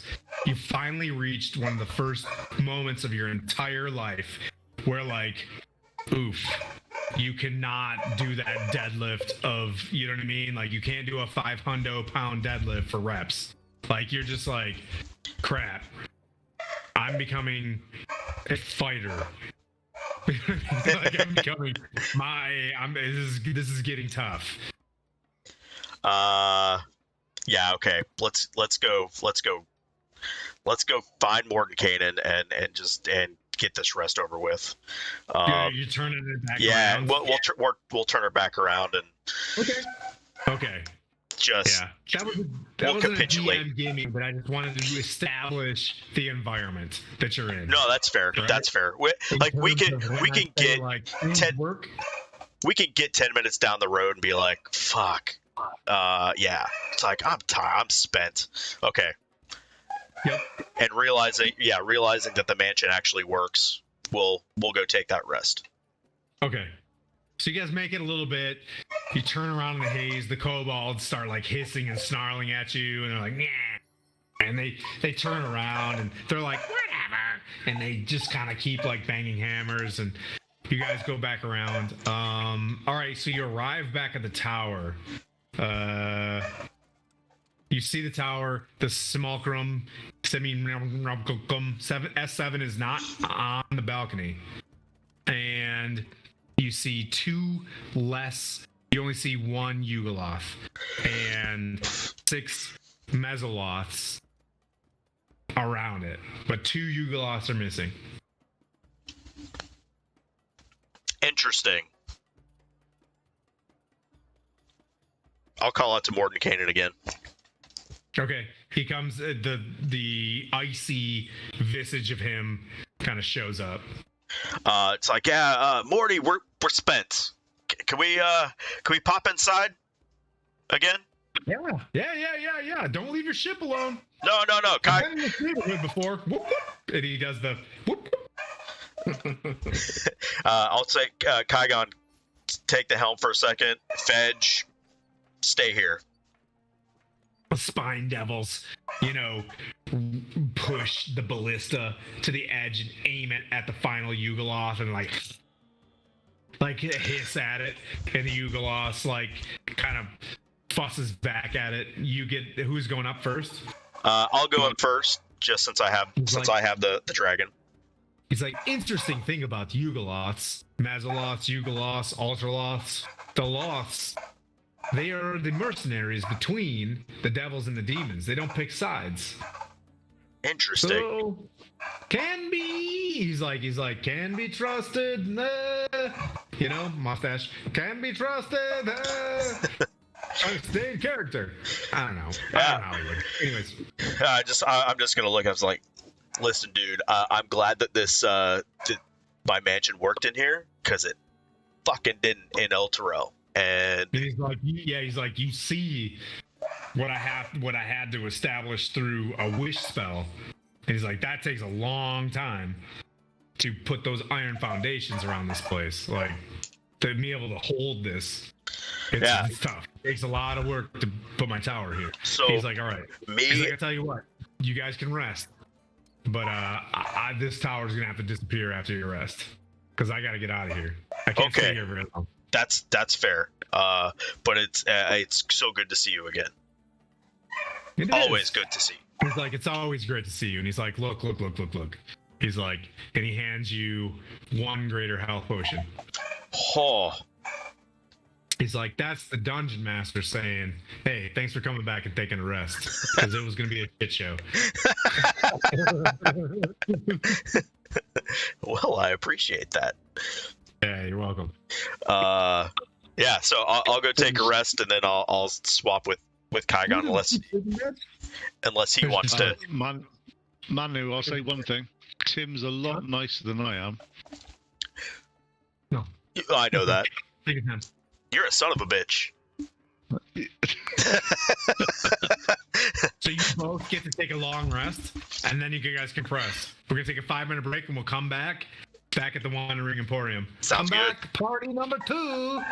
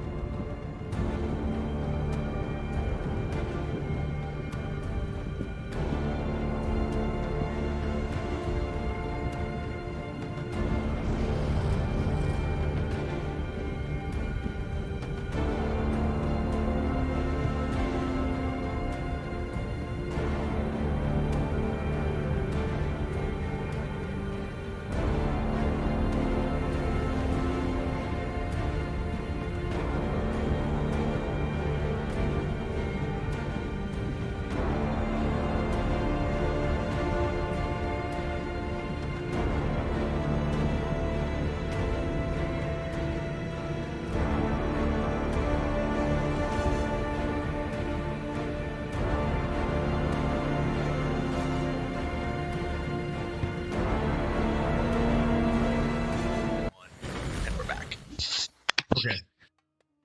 So the party's got a full rest. For Connor, Epione, Dragonoff, Valanthe, you guys are full rested. You guys have had, imagine the Wizard of Oz with like filing your nails with like, power drill equipment and stuff like that, just because you guys have had a rough go of it. Excuse me, indigestion, diarrhea. But it's not like we've been through hell or anything. Yeah, you guys have been through hell. I say, look, Haddy, I hate to do this, but can we go back in your room? I have another question. Coin. How many coins you at? You should have about 4 left now. Yeah, I'm going to buy a load more because I don't care at this point. Okay. Just saying, about a short rest is at least 1 charge of a soul coin. But anyway, you're on your way in. Anybody else want to come in? He's like, anybody else want to come in to the... Now I'm Aqua Foley. All of them can come in. I can do that voice really good, but I can't do Mordenkainen. He left me. But anyways, come in. Yep, they both come in. Everybody coming in? Epione, yes. It's kind of like she was trying her best to reach her celestial and like fit herself, and she was kind of like zombified a little bit. You guys brought in and you guys set her in one of the spas, and she comes out, fully rested, but just smoked from a hard night on the PCU. Literally and figuratively. All right, so as I am Lazy Town now, you guys, Mahadi is in you remember there's a room. It seems like there's like these white lines around it, but it's like a cubicle space inside space, right? Like his demi-plane within a demi-plane.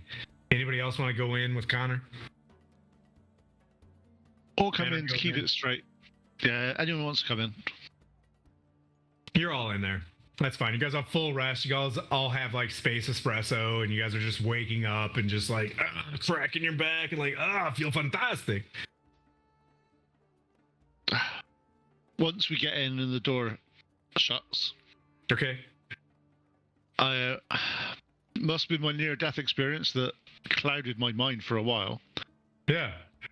However, where are our companions, Kaigon and Manu, and how can we get to them? That's a good question. I just want to say, as a dungeon master, after 97 episodes of this, I'm really happy that someone finally asked that very simple question. Fine. No, it's D&D. It's got to be hard. Yeah, exactly. I've been playing this game with Manu forever. All right, let me fix my mustache. He fixes his mustache. He's like, oh, great question. Well, that is a good question.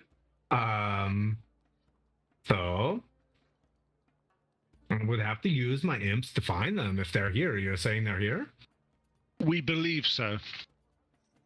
Okay. They, before we came to Avernus, we fought some spine devils, and barbarians being barbarians didn't think things through, just went for this vampire. It's some weird stuff. I was phasing through walls. Describe what these devils look like that you were fighting?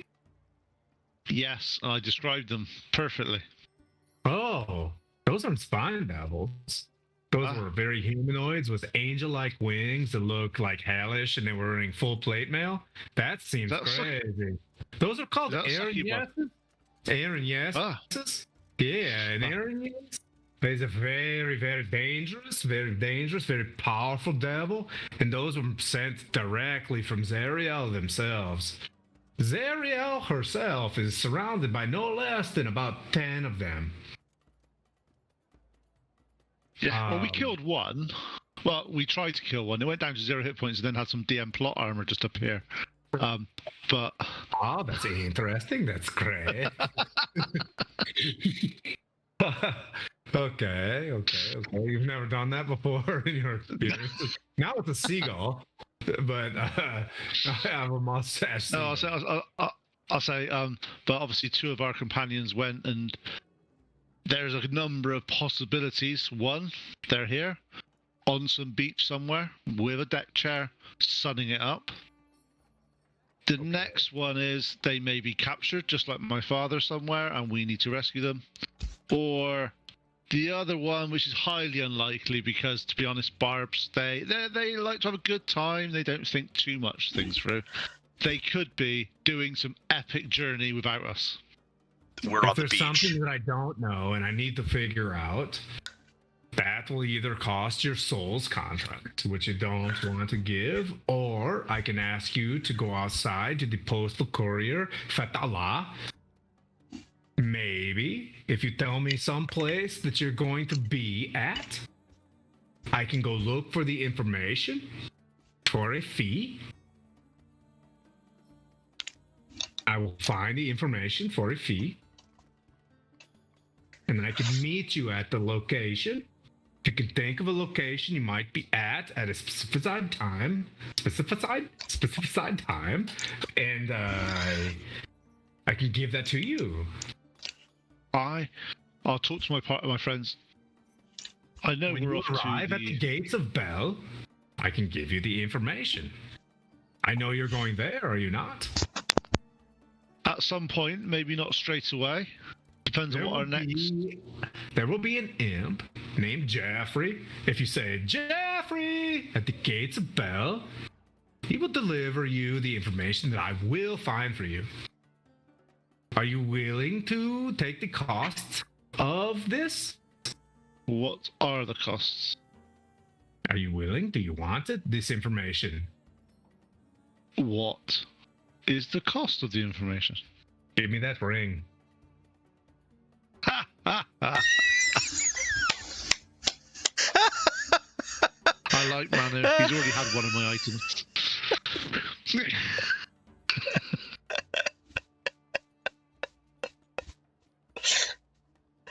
Okay. When I leave, I will give you the item. When I leave, There is a Avernus. dear friend outside that if you give me the ring, he will give you your glaive back. Not interested in the glaive. It's fine. Or 3 soul coins. Ah, here's 3 soul coins then. Takes them and he puts them inside and he's like, oh. And you can feel him. You know, there's like as friendly as he is, you can see his devil side when he receives a soul coin. Like you can see where his eyes like light with, you know, hateful fire as like he consumes something. So, you know, deep down, he's a fiend. As much as he's putting on a facade, like you could feel there's something different about him.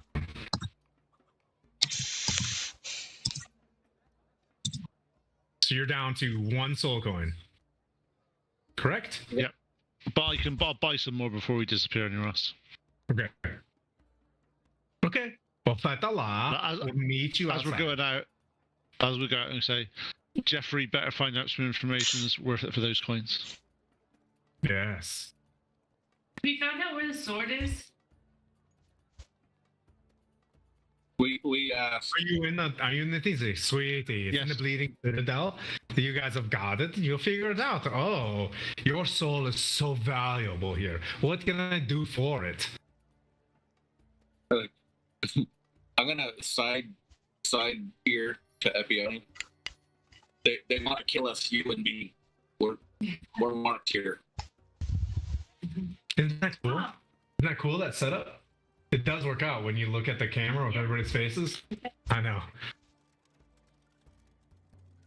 You'd have loved it. You would have loved it, Lawrence. You'd have loved it.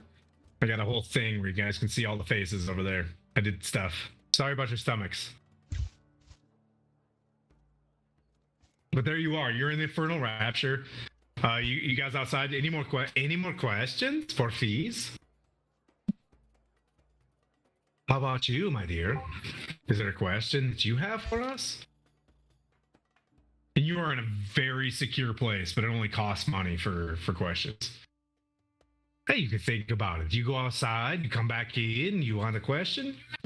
Always welcome the Infernal Rapture. So just so you know, like Philanthi, your hair is like did.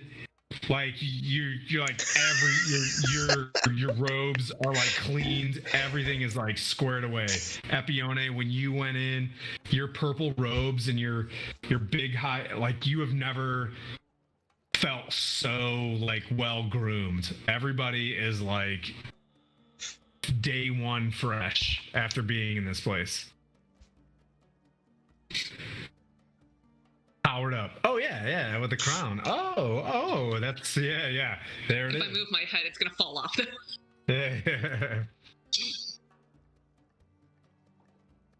Yeah, I don't have any. No questions currently. Yeah. Take your time. I understand. Much pressure. This place is overwhelming. I understand. We can make it less whelming. And you know, your guys are always like welcome. You still got the wristbands. You know, from the contract, they won't fall off. The contract will not fall off until you actually leave the perimeter of the 9 vehicles in the horseshoe. So just enjoy yourselves. And he gives you a ticket for Red Ruth. And it's signed like Red Ruth, like full on level 3 spa. Like she's going to be legit happy with you.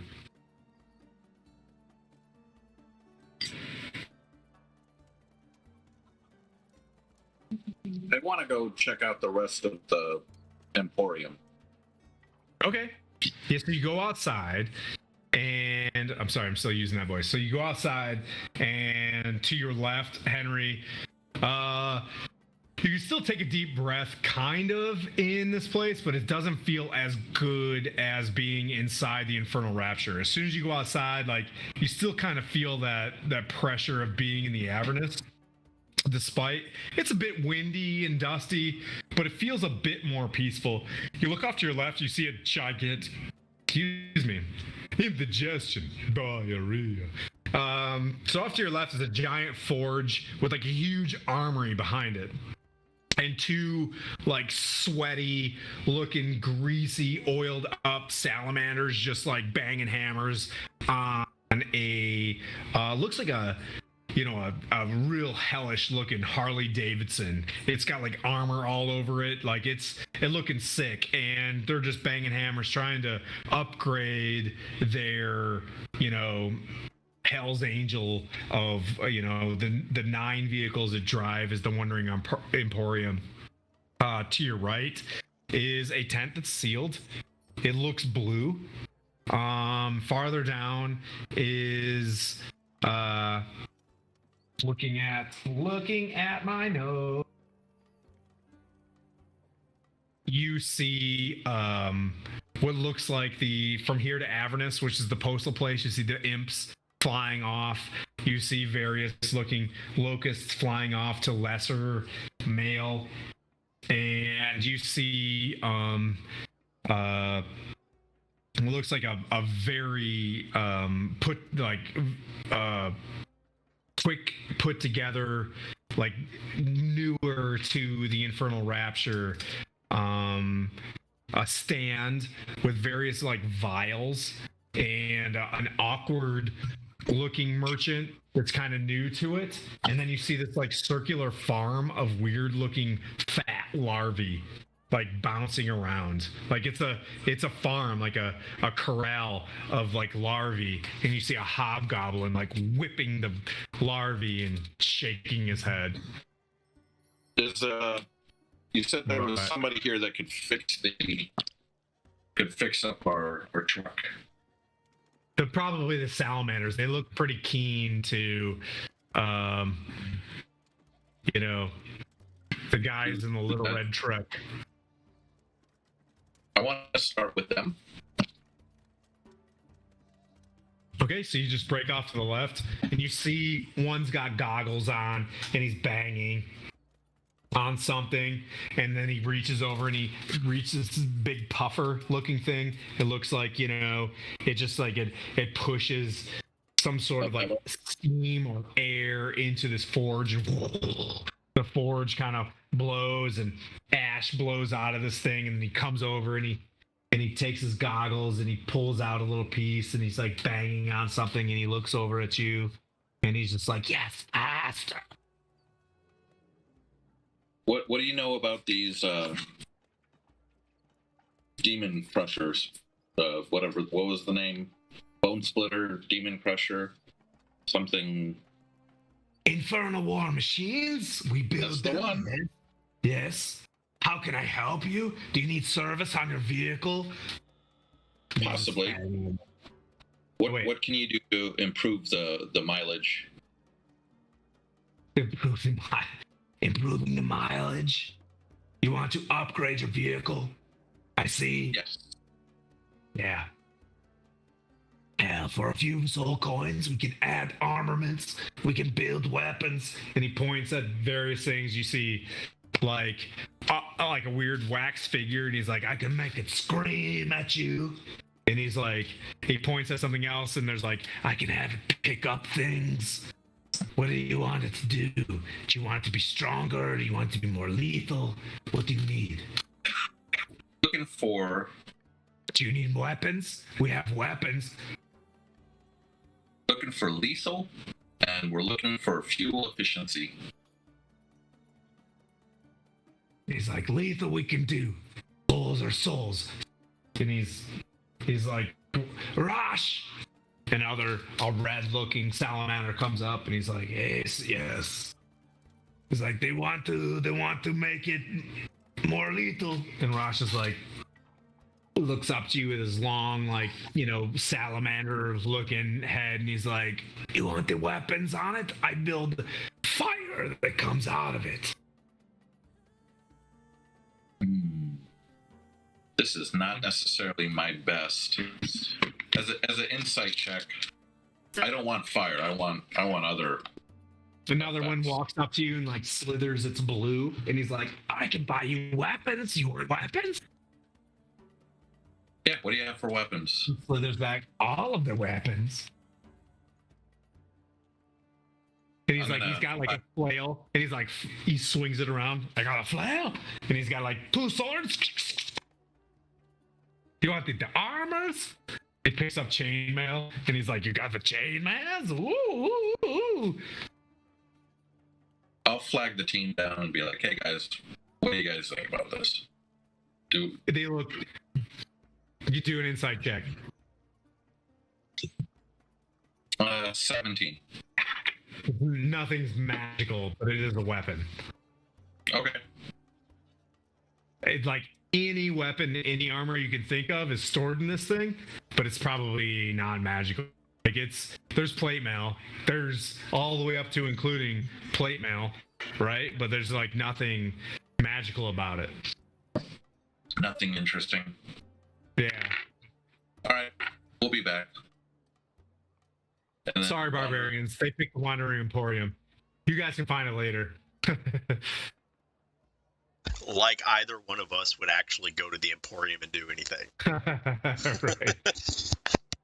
So the sealed tent, I'm curious, is the blue tent?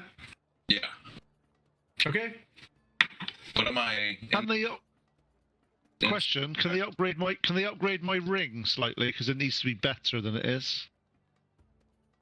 What ring? You look down in your hands, and you're like, oh. Someone has a better sleight of hand than. Yeah, just kidding. I just wanted to add that to be fun. I'm sorry, but yeah, I wanted to see if you'd be like, okay. Yeah. That ring has the best ability in the world. Wind Tim up. The sealed tent. I'm curious the best what's ability of the world called Wind Him Up, I think. What's up, Henry? I'm curious about the sealed tent. Okay. With the one that he was like looked at and he was like kind of confused and walked off? Yeah. Okay. So, wisdom check, dirty 20. As you look at it? Am I getting a good feeling from this thing? Is this something that I'm feeling like we need to go into, or we need You to? actually have an amazing feeling come to that thing. All right. Out of all the things that you've seen, like your heart actually like flutters a bit when you look at that tent.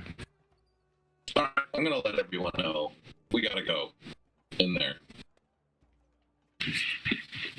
Lead the way, sir. You guys are walking in. Yes. You see one chair and like one desk inside of it, like one it's got various like the shaving kit looking thing. There's various like healers kits, like wrappings and things like that. But it looks very barren on the inside, and you see one individual that's in there, a very strikingly beautiful woman with like copper hair, and she looks at you and she's like, as you guys get closer, and she's like, "Hey, welcome to Bernie's Barbershop. How can I help you?" Connor, are you in this place? Yeah. Okay. Are you wearing the dread helm? Yes or no? I've got it on me. Okay. All right. That's not Is that a for, that's is not a that Dunk good Sex for wearing it? Machina, but Is that all because right. she thinks? Is it, if I had it on, would she recognize me as a war duke? Probably. But it's like, come in, come in, my children. How can I help you? Very sweet. You guys are getting a very positive vibe from her. We're looking for some answers here. Who are you? I'm Bernie. Who are you? My name's Henry. I'm a Hi, Henry. It's great to see you. You look very well groomed. Apparently, you went to the Infernal Rapture.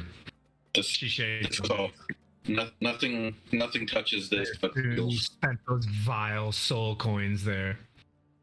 Yeah, you're looking a little out of place here. What's your story? I cut hair. I provide healing. You look out of place here. What's your story? Oh, trying to save the world. Aren't we? Well, funny you should bring that up. I'm getting the feeling that there's some folks around here that couldn't give a damn about saving the world so much as, Isn't that sad? it is. Well, we find our light in the strangest places, don't we? We do. Please. I can fix that up. And she whips out her, a towel, and I'll have a seat. I can take care of that beard. Fantastic. So Sit down, and she starts cutting, and she starts looking at everybody else like, stop! What brings everybody here? Saving the world? yes, we're looking for some folks. We're looking for some friends of ours who are down here somewhere. We're looking for a sword. We're looking for a fella named Ball. Bell. That's the guy. You know him. It is unfortunate that there is a ball and there is a bell. Totally understand. Isabel. Anyways. Oh, yes. People that I would stay away from. I would stay away from them. Yes, indeed. Don't really have a choice. They're kind of holding some things hostage. What can you tell us about Zariel? What can I tell you of Zariel? Well, I try not to focus my energy on her, obviously, because she rules this place. But that's okay. It keeps like trimming and trimming and trimming. Yeah, so she's a beautiful like Calshite woman. Like a very she's like olive skinned. Okay. Brassy looking hair. Yep. Have you guys found out anything about Belle? Don't forget about We've that got- polyhedron everybody has in their hands in this as a dungeon master, as you're dealing with this. Oh, love when I catch Connor not playing Dungeons and Dragons. I was letting the others play. Letting us have a turn.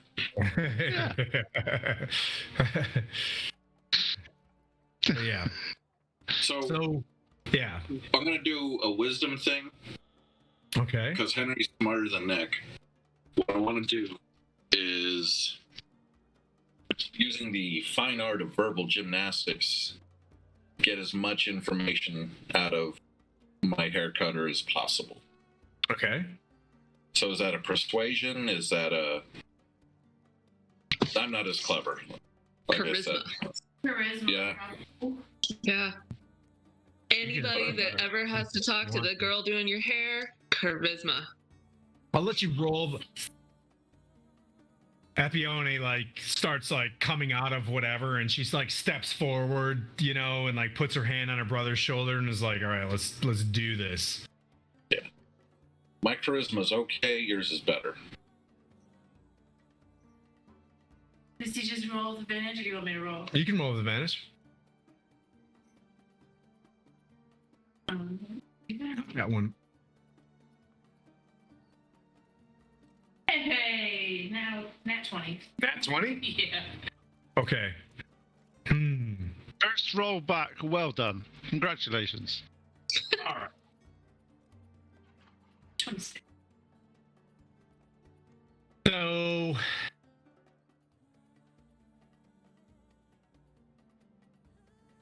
you notice as she's talking that the bronze energy that from her hair looks a lot like an individual that you talked to earlier on in Phandalin, that shifted in and out of being a dragon. And as you are just coming to and you're talking to this thing, you can tell that you just reach over to Connor's shoulder, and you're just put your helmet on.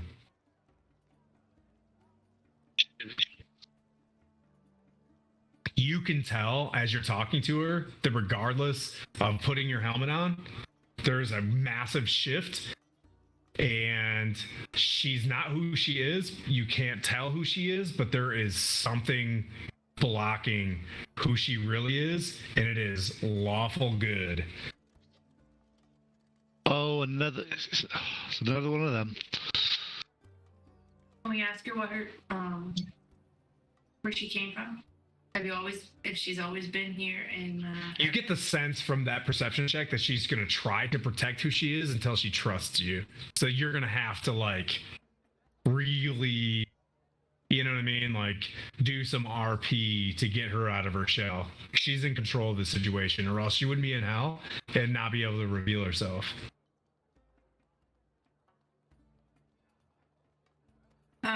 So I'll since we have that feeling of her, tell her why we're here and what our true mission is, and ask how she can help us.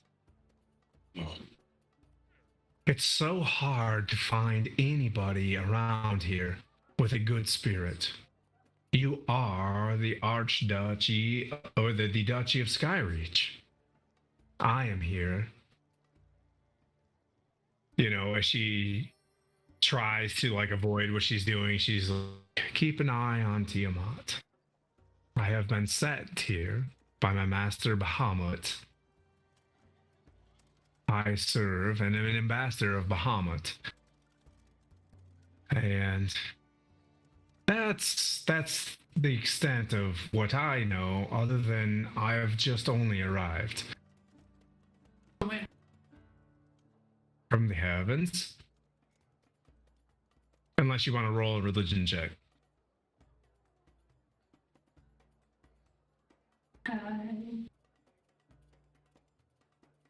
It's a 19.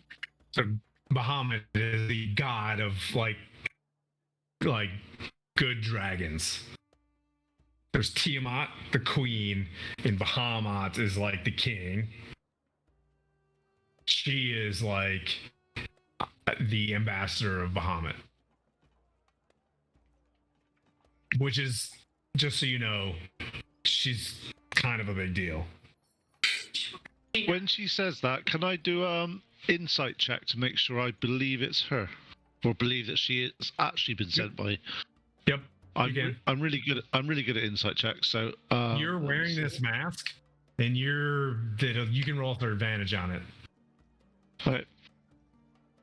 Insight. Sorry. Did you roll a 1? Hang on. Are you bringing up D&D and Beyond? Yeah, I'm bringing up D&D and Beyond so I can check my stats. He hated on D&D and Beyond for so long. You can hate him. You made me. I rolled a 1 and a 3. Okay. However, because I'm a rogue and I have reliable talent, it's 11. So it works out at 14. Not a lot. You haven't put this helm on, and it's not a lot. You're gleaming that she's deliberately misleading. Got that plausible deniability stuff going on at a much more lawful good level than you. Like, you are not cleared for this level of information based on what you just tried to glean. But you're perked up. You're like, oh shit. But you did not glean from the Dreadhelm. As a matter of fact, you can tell as you put it on and started to look at her, she looked right back at you. And she was like, you can take that off. I'd rather keep it on. Whilst we're not all being 100% honest with each other. Well, you don't want to spoil me, do you? No, but it's only me that would spoil you. Everybody else would be fine. It's just, I don't like people lying to me. I'm here to keep an eye on Tiamat. Make sure she does not return to Faerun. That's the aim I think every single person in this tent would agree on. We just came from battling Tiamat. Of course you did.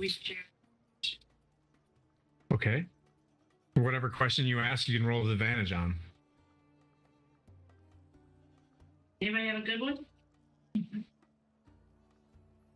She's like trimming up your beard, and it's like fantastic. She's putting all the Valor hood beard butter on your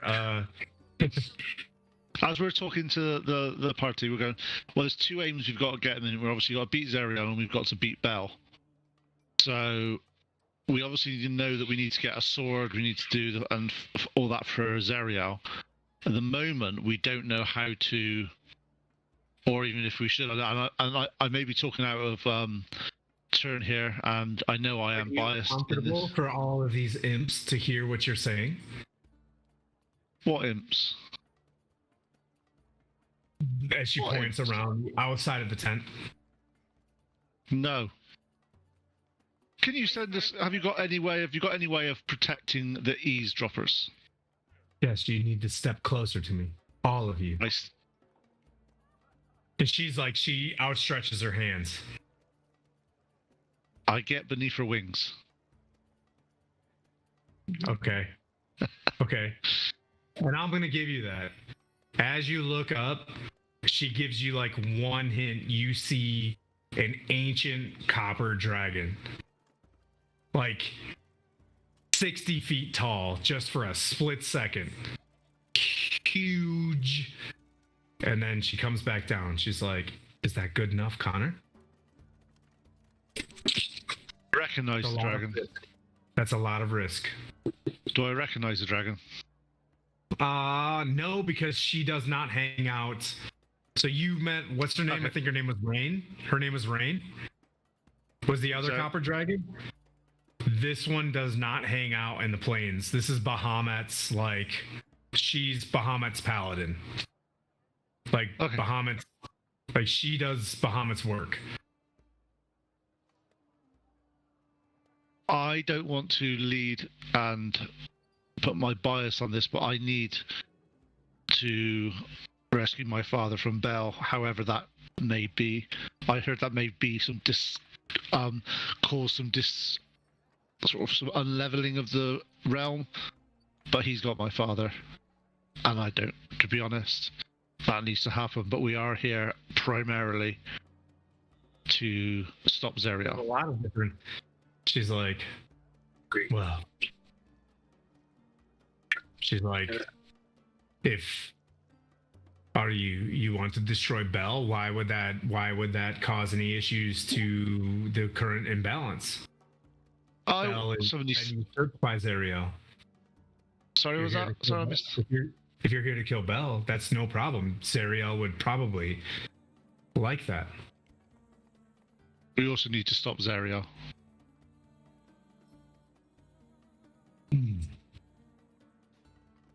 The sword into her hands. Into Zerial's hands. I can't help you with that. I can't help you with that. I don't know.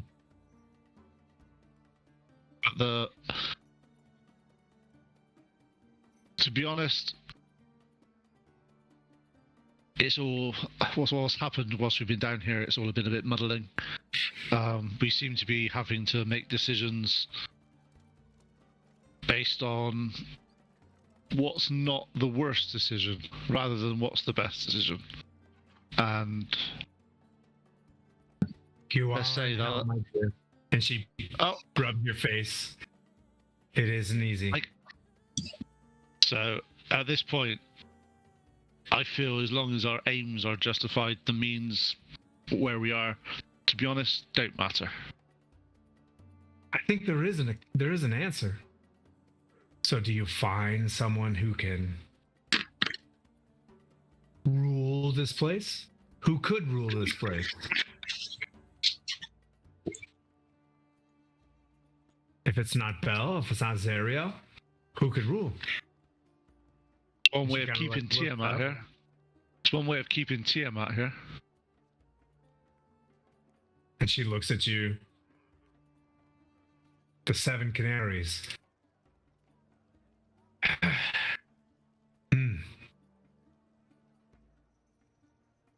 Now she's really pissed with you guys. She looks at you, she's really pissed with you.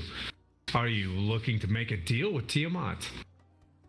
That's interesting. No, I'm just saying is if we are. I'm also we do interested not wish- as the DM right now. I didn't expect this turn to happen.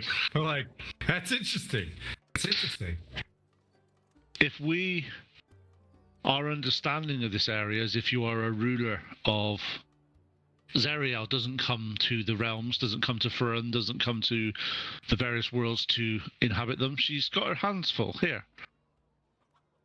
So if Tiamat suddenly became the queen, Yes. if she became the queen here of Avernus, maybe that'll keep her sated and not worry about our realm.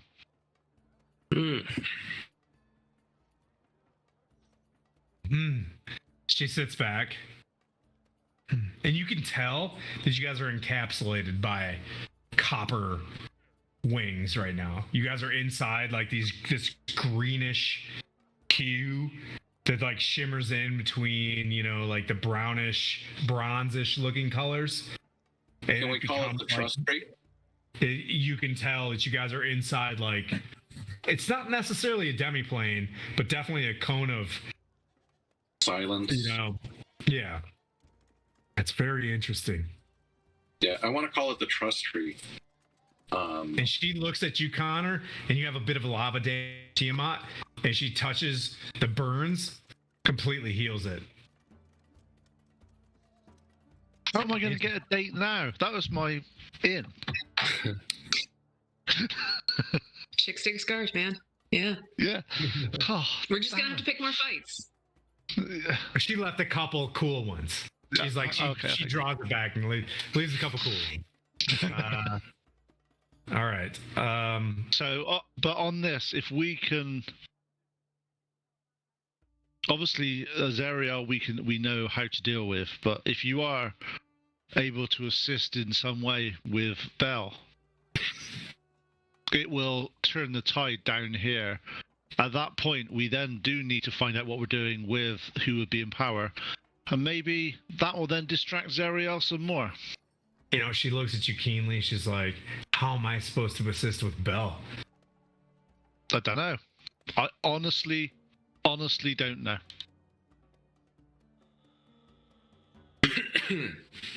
What? So here's a thought. What The interests? fact that she's speaking very, like, clearly right now in this, without being a demiplane, is kind of interesting to you guys. Like, through your insight. Like, Bahamut is, like, probably super duper duper duper powerful. So what do the dragons have interest for down here? What is it they're there to gain? Or Tiamat's a scumbag. Okay. They're like, she's a metallic dragon. Right. And Tiamat and the incursion of Faerun depleted metallic dragons. Like, yeah. Okay.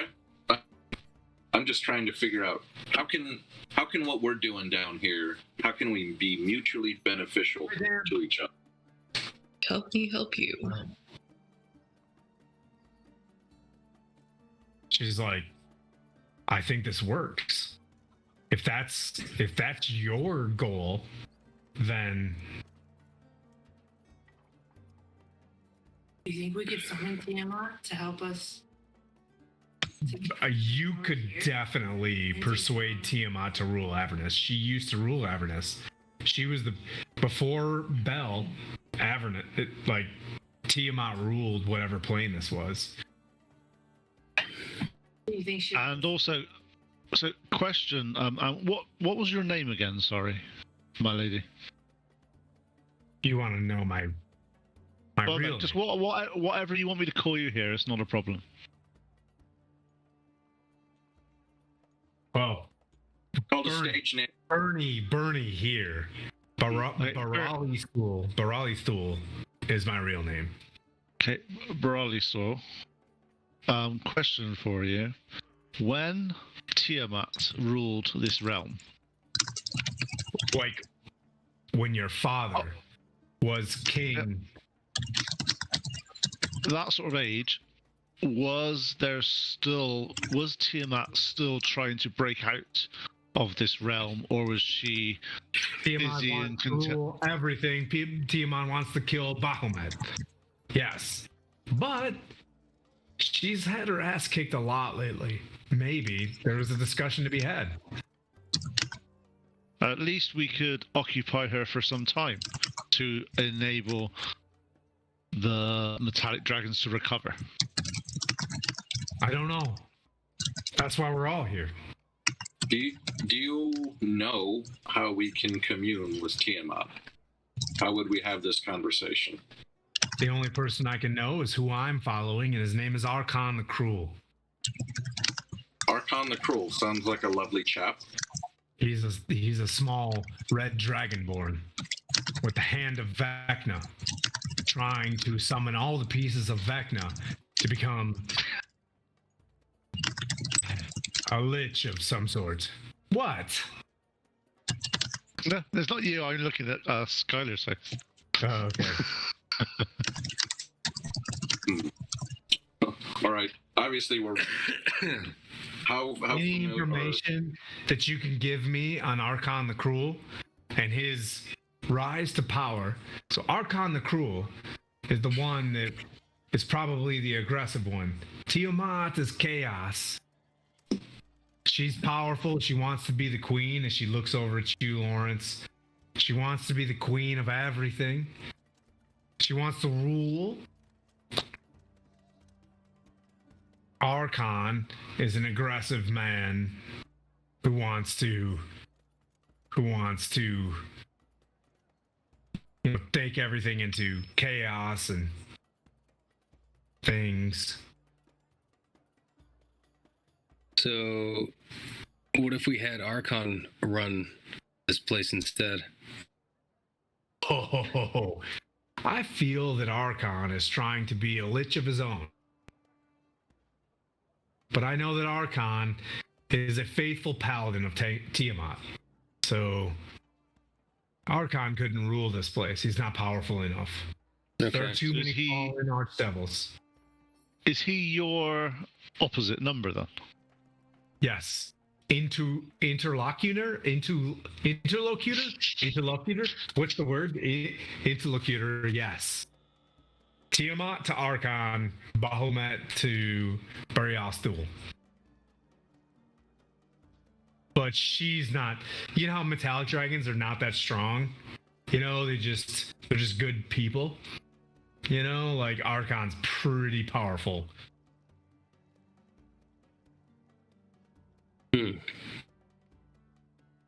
Not trying to be snooty, but we did a number on Tiamat, the old Duchy of Skyreach. So if anyone's going to be able to pull off a smash Archon in the face or do anything with Archon, it's got to be us. So I'm thinking it might be worth our time to find the meat shield, Manu and Kaigon, in no particular order. Find our meat shield. Get this. I think there is an order. I think the order is find meat shields. Find the meat shields, then Archon. Yeah. Wasn't Okay. done. Mainly because it's just I miss them getting hit rather than me. Hey, you're doing fine. You're fine, Connor. Don't worry. In all fairness, Henry did melee with that the dude who was chasing us down in the truck. Connor dies. Would you all skittish? Would you rather though the barbarians were doing the melee? I gotta lie, Neruzgan are broken for the DM, and I've been passing that along other DMs like Neruzgan. Like everybody, it's a charisma save. It's insane. Yeah, not too many OP fighters and rogues and blah blah blah have high charisma. But yeah.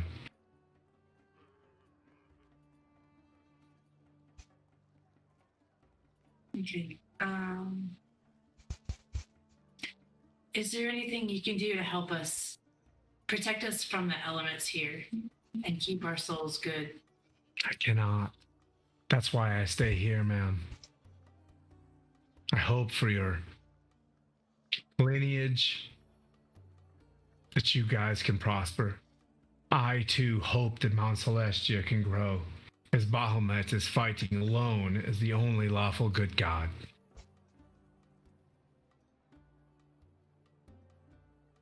Okay.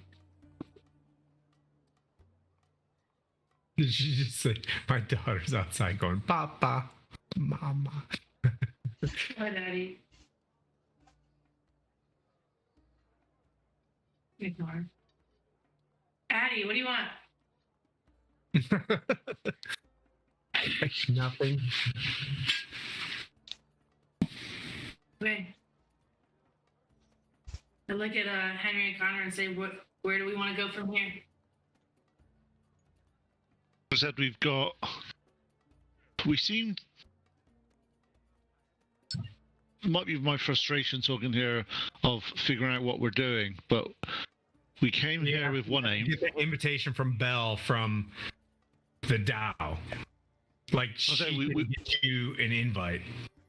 And there's not that. It's, Connor's basically, we came here to sort out Zerial. We identified how to do that. We need to give the sword, because it just seems to be getting there's more. Historically, we've done simple tasks. It's been, yeah, we put down Tiamat, but it was go here, kill these people, make sure they didn't do it. Tick.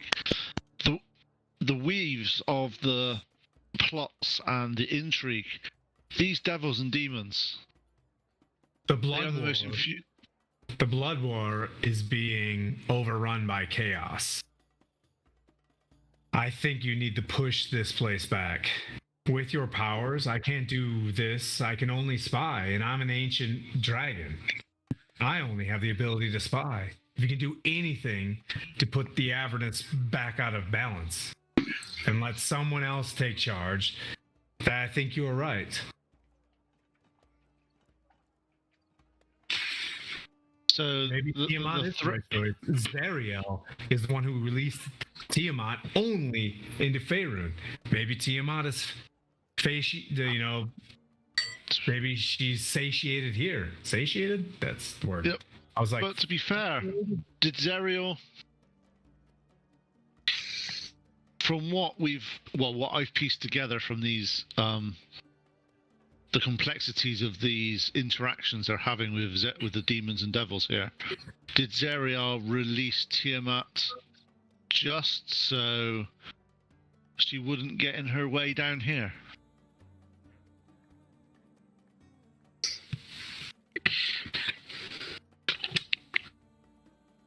It's so Zariel is maybe very powerful here. Bell is very powerful here. That makes sense. There's probably an offering somewhere to get that city Elturel down here. So what's people's view? Obviously, we've got to. She's Asmodeus' favorite. Someone has to be, I suppose.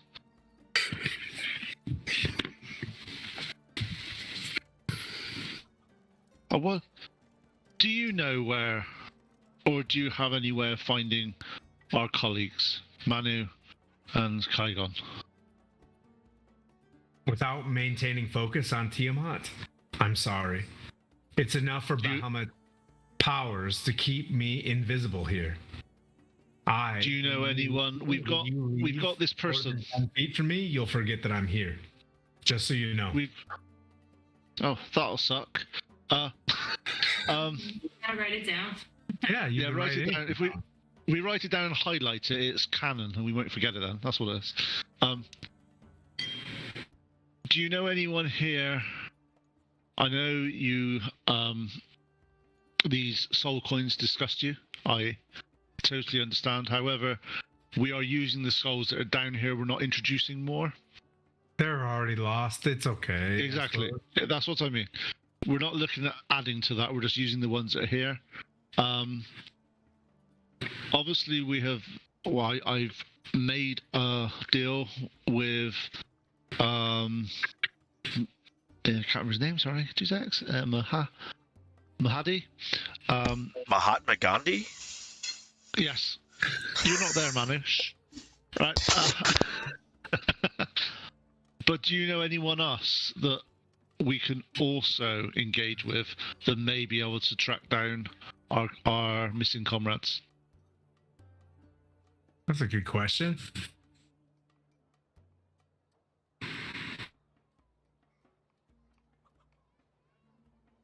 You can commune with Red Ruth. She can talk to the gods. Do you want to assemble as a party? Again? Well, I don't want Manu to hear this. But we are better when he's around with Kaigon. Shh, don't tell him anyone. His head will get bigger than it actually is already. I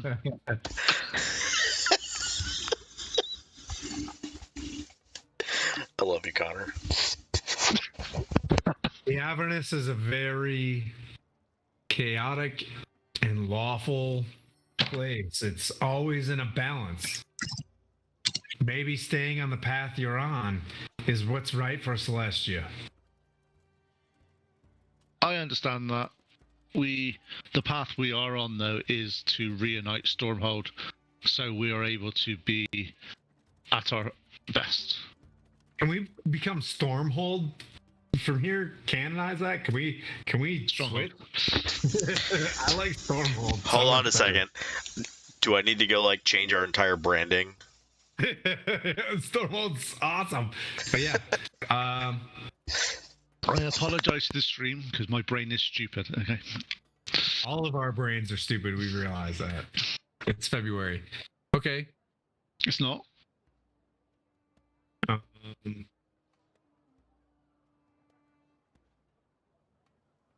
So, direction, guys. What do we think's the most important? We've got lots to do, and there seems to be every time we talk to somebody, we seem to be picking up How many additional side quests tasks. can I hold? my quest log is getting full, and I need to tick some of them off. I was gonna say because delete, it's- abandon. Click, yeah. Okay, so wait, let me like walk this whole little thing back. We're here at the caravan because we needed to get the bath for the witch, Yep. who we were talking to get more info to trade so that she would let the lady who was guarding the giant sphere take a day off because we needed to know what was in the sphere, because we were trying to find a sword because we need that sword to kill what's his face. Okay. So we still probably want to finish that part for the sword. It's the sword, right? I'm getting north-south from Tim, so yes, Yep. okay. So let's go get the sword and like put a pin in this, maybe like write down the note, like once we leave, hey, by the way, we need to come back and It goes figure this back out. to Bell, right? Like, Yeah. there's still, just so you know, the shepherd is still being like, you probably want to go talk to Bell. Yeah, Or kill him, no offense. or do whatever. That's the problem I'm going to have, and I'll be honest, guys. Now that I know Bell has imprisoned my father, I, in all good consciousness, don't think I'm going to be able just to say, "Yo, Bell, how's it going, man?" I don't think that's going to work. It's just not. Can we have like an American politics moment and just go after feelings? Pew pew pew pew pew pew. You might be able to, but probably not. I know Connor. It's gonna go pew pew pew pew pew pew. You guys can always discuss this inside the machine as you guys are tanking along, you know. And this is Dungeons and Dragons. We're having fun. Yeah, I say we Yeah, move Connor, out.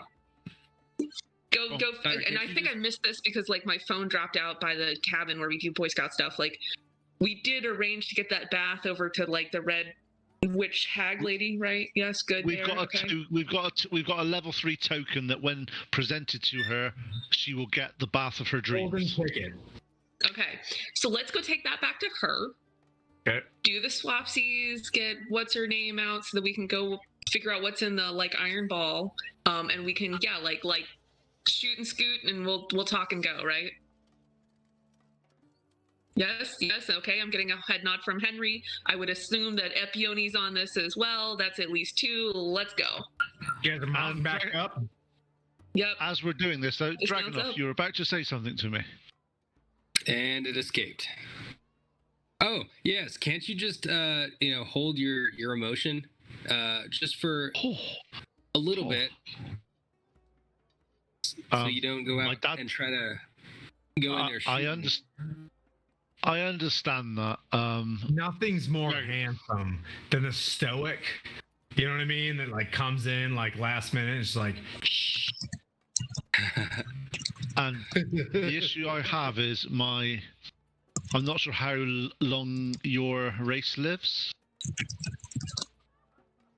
Just normal human. Normal human. So put this into perspective.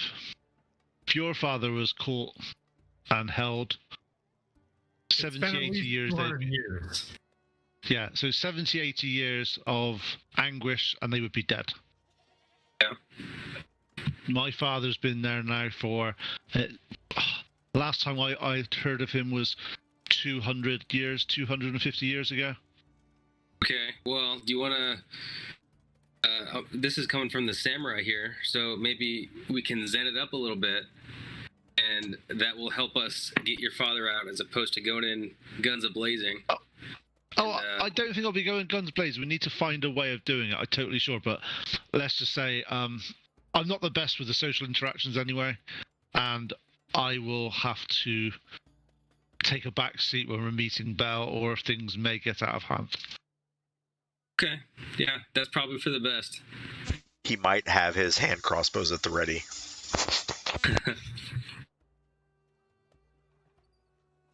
All right. You guys are gonna mount up and start pressing towards Red Roof. Before we do so, I buy 10 soul stones, soul coins. For 1,000 gold pieces. Yep, I'm taking off my sheet now. Do you want to buy any soul coins, Epione? They're getting ready to leave the bazaar and move towards Red Roof. No. Okay, you don't have to buy soul coins. I thought you were against it anyways, but... Is he trying to eat the chips? Okay, we're going to take a 2-minute break so that Sir Timothy can pee, because that's a human thing that happens. And then we'll be back with the barbarians. Close it out.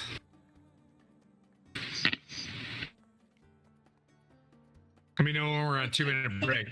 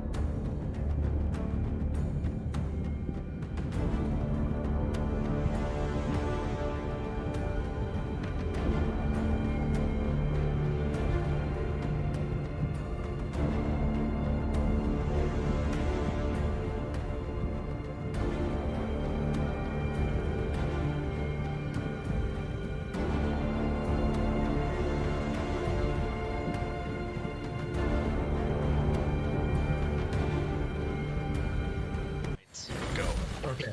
Cool. 22. Yeah. Okay. How many So- languages can I throw into the 5, 4, 3, 2, 1? All right. How so many we're do you back know? to Barbarians. I'm a Okay, so barbarian. I don't know any. barbarians.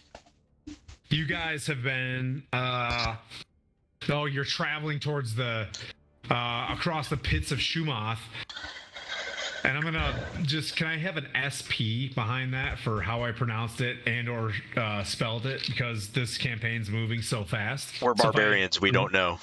Yeah, exactly. You think it's the pits of Schmirsch, as you guys are. Oh, you took a long rest. We did. That's right. Did you guys log a long rest? Yes, I did. I said, by the way, I want to let you know, you guys are walking into Mordenkainen's magnificent mansion. Inside Mordenkainen's tower. magnificent tower. So he's really disappointed in the fact that you guys have done nothing to the inside of this 50 cubics. Well, do you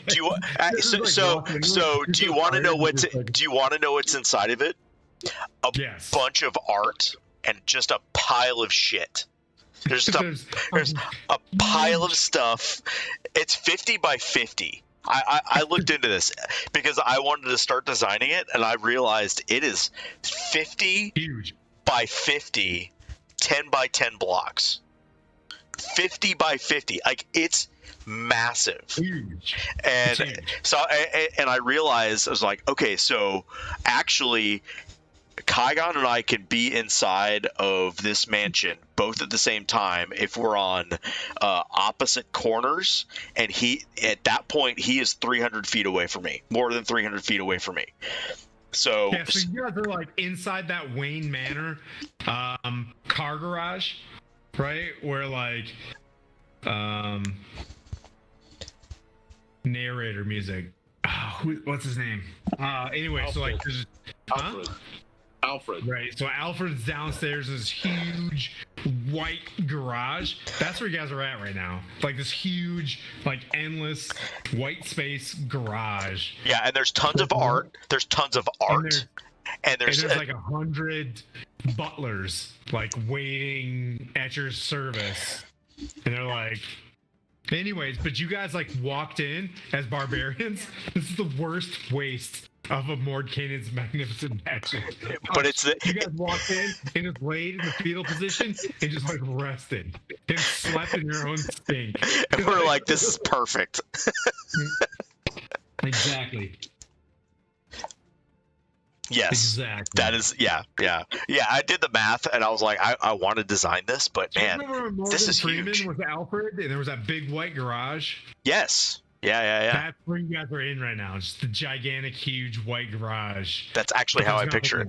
It's a giant garage with a pile of gold and a pile of gems and art just in the middle, and I'm like, yeah, this is my spot. That's Yep, perfect. for barbarians. This is the worst possible artifact to give to a barbarian.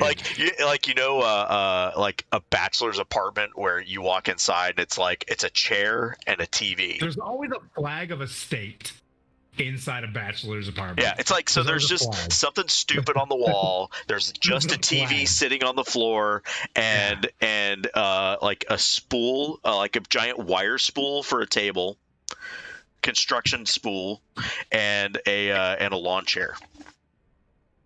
That's it. That's what we got. That's it. Sounds fantastic. I love it. So Manu takes like a nap on the white floor, gets up, shifts out. Kaigon takes a nap on the floor. The butler's like, "Would you like a pillow, sir?" And he's like, "No, I'm so." But you I've got fully powered up. I've got my hammer. Fully powered up barbarians in this white room of sleeping is what you guys think. Like, all right. So you guys came out. Do you guys want to get back in the ship or? Yeah, I'm gonna high five Jacob. I'm gonna high five Mordenkainen and say we'll see you again. Hopefully not here. Okay. So Kaigon, as you get ready to walk out, Mordenkainen says, "You're not going to get much out of that helm. You don't necessarily have to attune to it. You just have to listen to it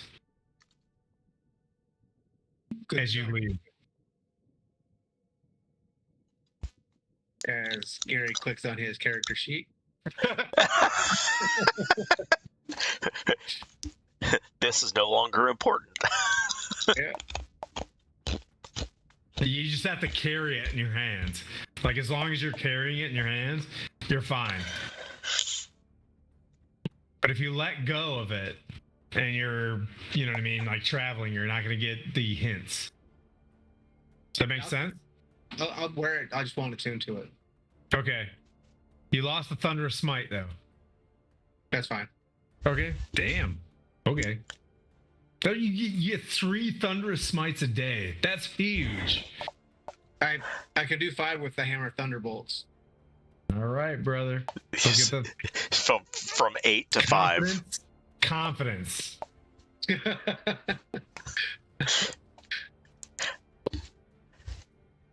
So yeah. He's like, I don't like wearing helmets. Okay. So you guys get back in? Yeah, get back in and look at. How do you run your ship? How do you run your ship, Monty? How do I run my ship? Well, I've got a bunch of ridiculous creatures on this thing. I've got 4 kobolds who praise Tiamat. I've got 3 spine devils who do their own thing, and I've got this bearded devil who I don't know. I'm still trying to figure it out. But it works. It's a ragtag group of things. None of us are a part of the same alignment or group or belief. But you know what? They believe in me right now. Part of the ship, part of the crew. Yeah, it's like so I go to Fedge. I'm like, Fedge. Actually, I go to Feg. And I'm like, how's those chickens coming out? Those demonic chickens. To Fedge?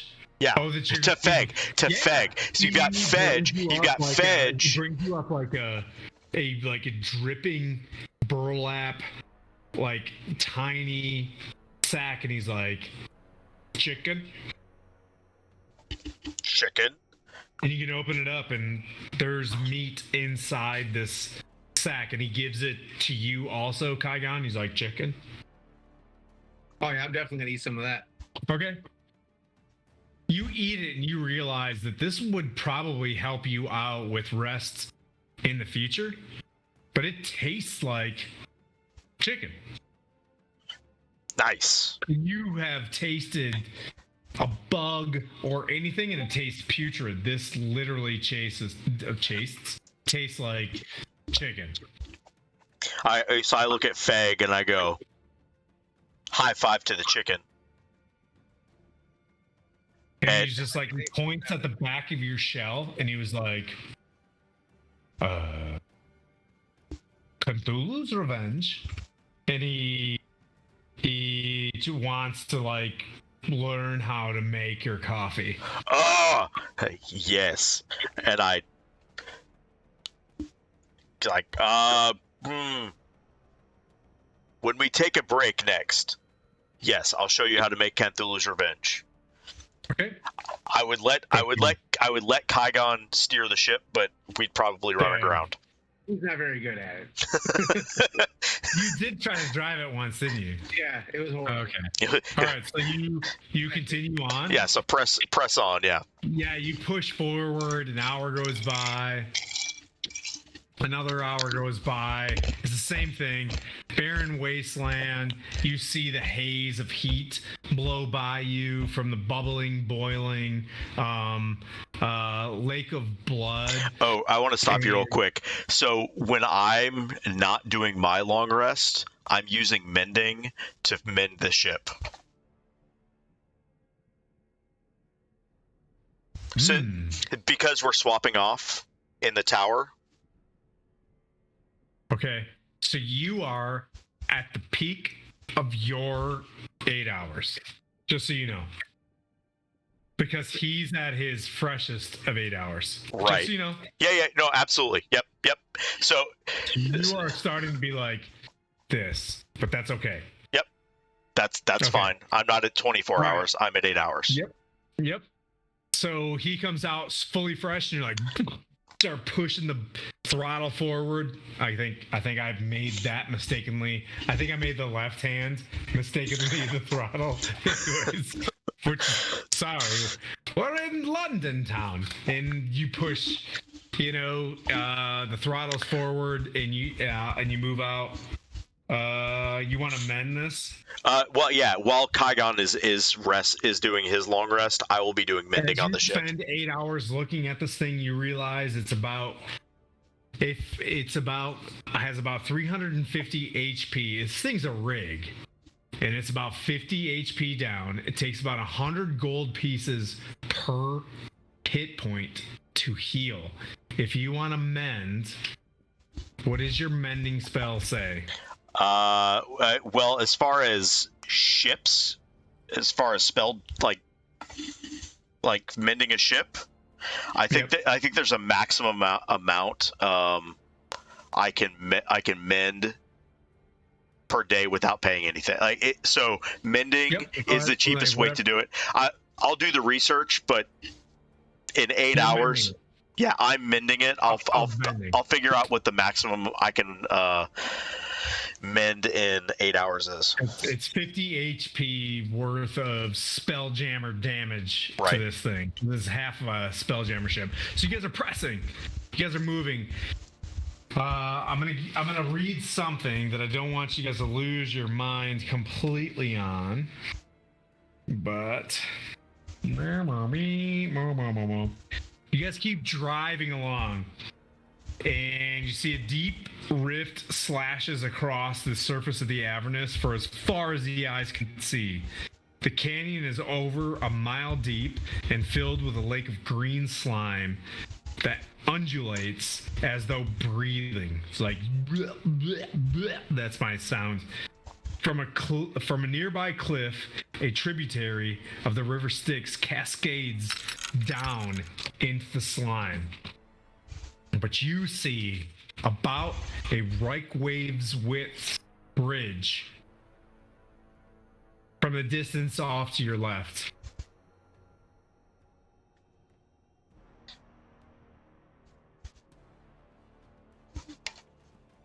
Sweet.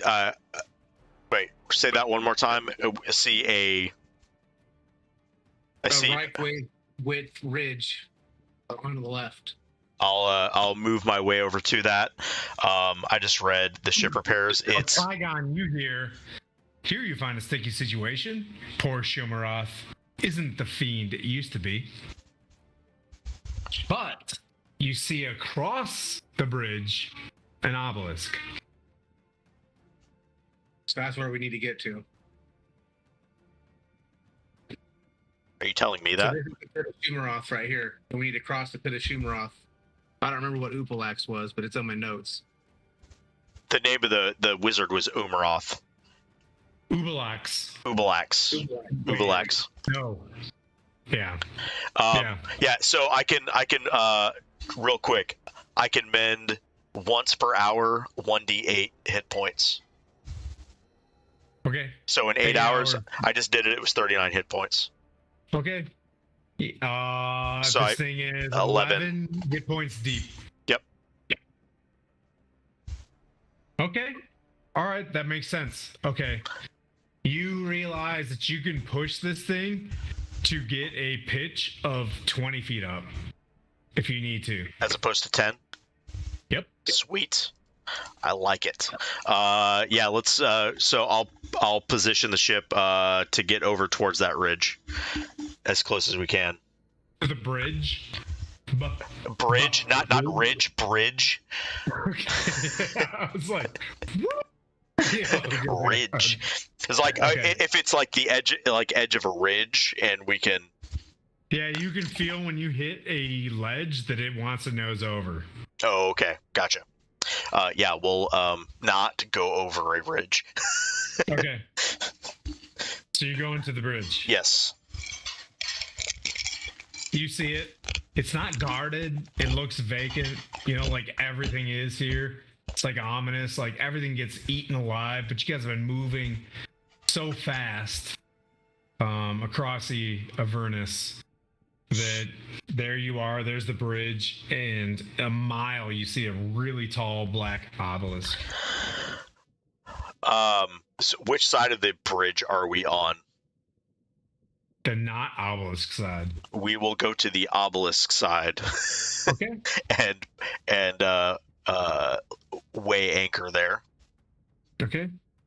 As soon as you cross the bridge, Kaigon, you hear an unknown man with an unknown purpose assists him at your peril, lest he drag you into madness. I'm gonna. I'll mention that to Manu. Did you say that this guy was a pit fiend, or that this guy was a fiend? I thought he was a wizard of no renown. What was the last message that was just said to you before this one? That was in the pit of Shumoth. Yeah, the Shumoth, the pit that we just crossed. And it said something about. Okay, gotcha. Not as good as it once was, or something along those lines. Gotcha. So whatever we encounter here, we're not trusting him. Correct. That's what I'm getting. So I'm gonna go down to Fedge. I'm going, Fedge, me and Kaigon are going out here, and I'm gonna hand him a jade. And I say, this is for the next day. Stay here. Don't go anywhere. And I'll basically prep the crew. He looks around and gives you he's like, you only have a few hours before the fiends arrive. We'll be back in a few hours. And the Spine Devils hold their crew serve and look, but that's what I'm giving you for your ship. You only have X amount of time before that thing gets taken. Okay. Yep. No, I totally get that. I'm being very deliberate. Do not leave. Do not go back to Tiamat. You see 7 tall Stonehenge things in a black obelisk. And in this side, you see a wizard walking in and out of all of these obelisks, touching them. And he's pretty tall again. He's wearing very, very gray woolen robes, and they stretch and hang behind his feet and they drag. And he's this big hood, so you can't only see anything but the base of his chin. And he's touching everything, and he's walking around, and it looks like he's caged. I'm gonna walk up. I'm gonna tell Kaigon, all right, let's walk up to the edge of these spires, and I'm just gonna call out his name, Ubalax. Ubalax. I'm just gonna keep saying his name until he responds. So can I just re-cage this? Wait. Hang on one sec. Let me grab the book. The book of facts.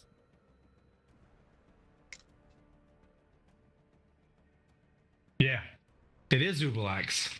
Love you guys. Okay, so you say Ubalax? Yeah, I'm walking up to the edge. I'm just gonna start saying his name.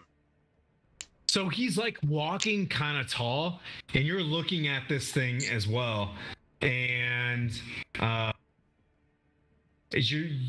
so you're wearing your patch. You're doing all the thing. Yep. Okay. You got your patch down. You're no vecning. No. You're not vecning at all.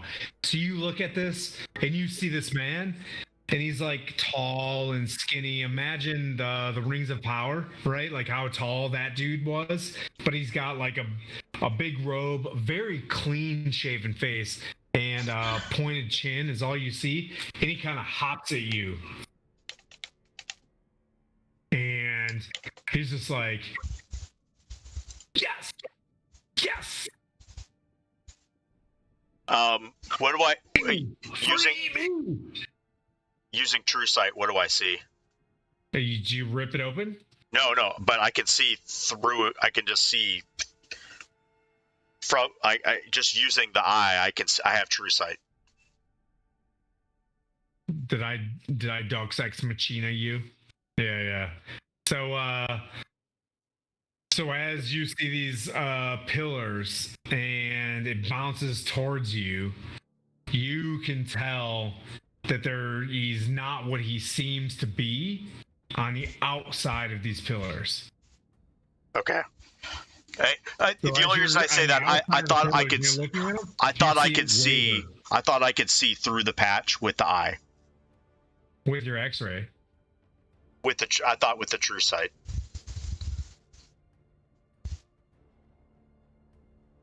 If I can't, I want to give that to you. If I can't, that's fine. You're in hell. Okay. That's your one. Like, I'm showing the universe. I have this eye. You have to do this. Gotcha. No, that's totally fine. I that's clear. hadn't done that before, so. But that's a beacon. But I would let you know that, like, you're not stupid enough to know that, like, well, maybe you are. I don't know. We'll see. Like, yeah, like that'd be like honk. Yeah, actually, I don't know that. You don't know that. But yeah, so I would, knowing I don't trust him, yeah, I would just go blink. Okay.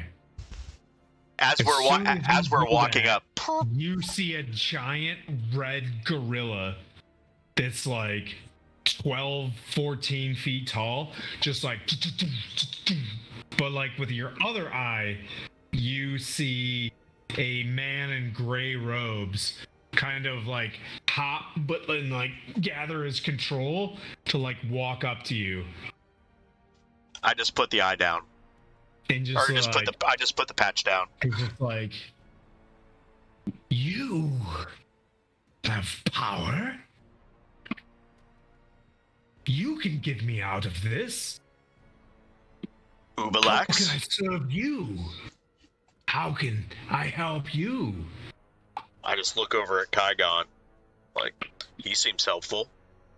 Yeah, he does. What a nice guy. Tell us where the Bleeding Citadel is. We were told you know where that is. I can help you with that. But first, can you help me with this circle that I'm imprisoned in? I don't. I'm gonna do a insight check. Well, we're running long. If anybody needs to go, you can go. Love you, miss you, bye. 16 insight check. You get the sense that there is a massive amount of power imprisoning this person inside this, inside these Stonehenge stones. Why should I help you get out of here? I can help you find this Bleeding Citadel. Why can't you just tell us where it is? I want to be freed, and you do not have the power to free me. Apparently the power is in that Bleeding Citadel. Maybe I can free you from there. Others? Maybe you can help me channelize the energy in this. I think I've worked it out. Maybe the power from the Bleeding Citadel is enough to free you. Or not. It will free someone else, but it will not free me. Who's imprisoning you? Bell. Who is Bell? The previous archdevil of this plane of existence of law.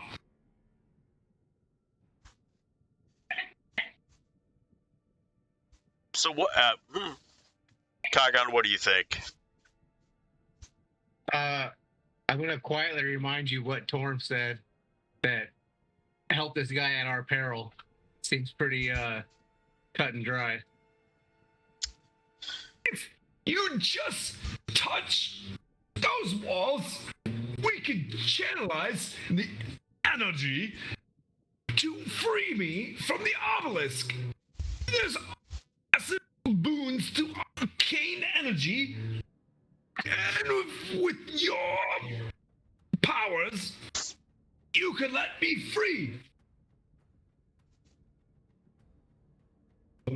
I Hi. mean, at this point, Kaigon doesn't know that there's a big ass monkey in there. He just sees some old dude in a gray robe. You do not see a monkey. Only Manu did. Right. I'm just looking at Kaigon. I go. I'm just looking at him with my good eye, really wide open, like, and I look back at this at Ubalax. I go, I don't trust you. What are you going to? What are you going to do to us if you're released? Can you guarantee our safety?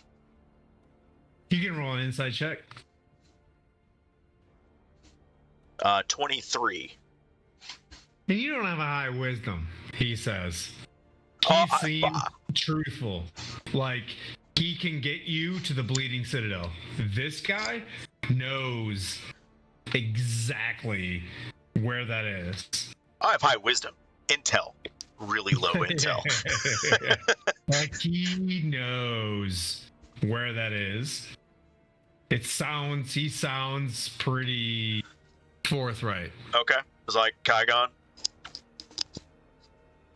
let's help him. And then I turned back to him and was like, I'm going to keep my eye on you.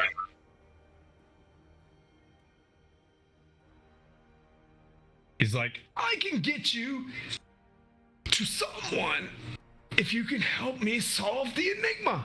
Son of a bitch. We have been on a wild goose chase from here to there to you.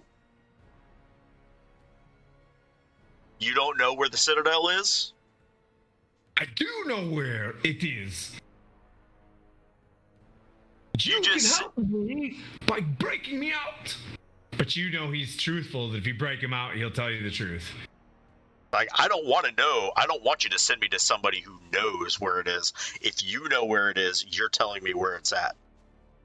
You need to break me out, and there's only one chance. Help me hold the pillars. We'll hold the pillars, but you're telling us where the Citadel is, not sending us to somebody else. We'll try. I just need to be free. I want to be free. We all want to be free of this place. So what you see is around you are like the 8 different types of arcana. Are we smart enough to know what the 8 different They're types not, but there's random runes, and I'm trying to give you a chance. You could just say, I pick one at random, and that's fine. I say Kaigon. I tell Kaigon, if you see one that looks like lightning, Kaigon, go to the one that looks like lightning. Both of you roll an arcana check. Ooh, this is going to be bad. 9. Okay, no. 16? 16. Yeah. Okay. So I'm going to let you choose. Beep bop boop bop beep bop bop. Beep bop bop bop bop. Okay, you can pick between abjuration, conjuration, divination, enchantment, evocation, illusion, necromancy, or transmutation. You see them all. Do you want me to say them again? No, I don't know what any of them mean. So, I will go with transmutation. Okay. Okay, cool. Manu, roll a die 6. 6. Oh boy. All right. You're worse. You guys both touch walls, and you guys pop out the other side. Kaigon, your skin turns blue. You have blue skin. Wasn't it already blue to begin with? That was green. Oh. Manu, you take 30 points of necrotic damage. Son of a bitch. Like, you son of a bitch! You see this wizard. You see a wizard with his head like very, very low. And Manu, you see a wizard / giant red gorilla with his head bowed low. And he walks up to you and he's just like, I have nothing, but I can help you. I know someone who can help you if you can please free me. Did we not just free you? No, it didn't work. Oh, Whatever you guys just did, it didn't work. Then what the F are we here for? he needs to tell us what we need to do then. He's the I smart. had it figured out. If what we just did didn't free you, we've held up our end of the bargain. Where's the Citadel? I don't know, but Insight check on that. Okay. 17. He's not gonna help you until you free him. I mean, he's stuck here for millennia. He is not going to help you until you free him. He's like, I know someone who can help me. Who? Mephistopheles. My beagle? Yes. That was his middle name. Mephistopheles. How can he help you? The Mirror of Mephistar. Mirror of Mephistar can find you the answer. As he like bows his head.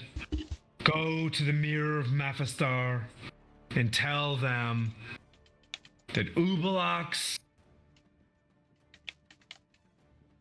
wants their assistance. And he puts his hands down in his head.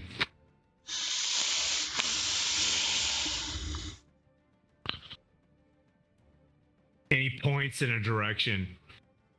And he points at Crickendolt. I'm gonna walk right up to him and put my finger on his nose, and I go, I swear to all 9 hells, if you cross us, you will end here. He's like, only the mirror. Only the mirror now can release me.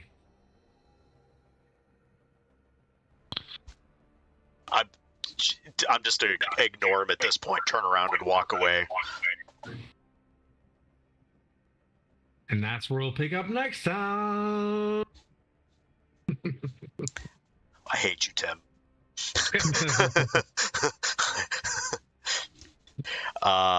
Son of a bitch. Man, it's tough Going.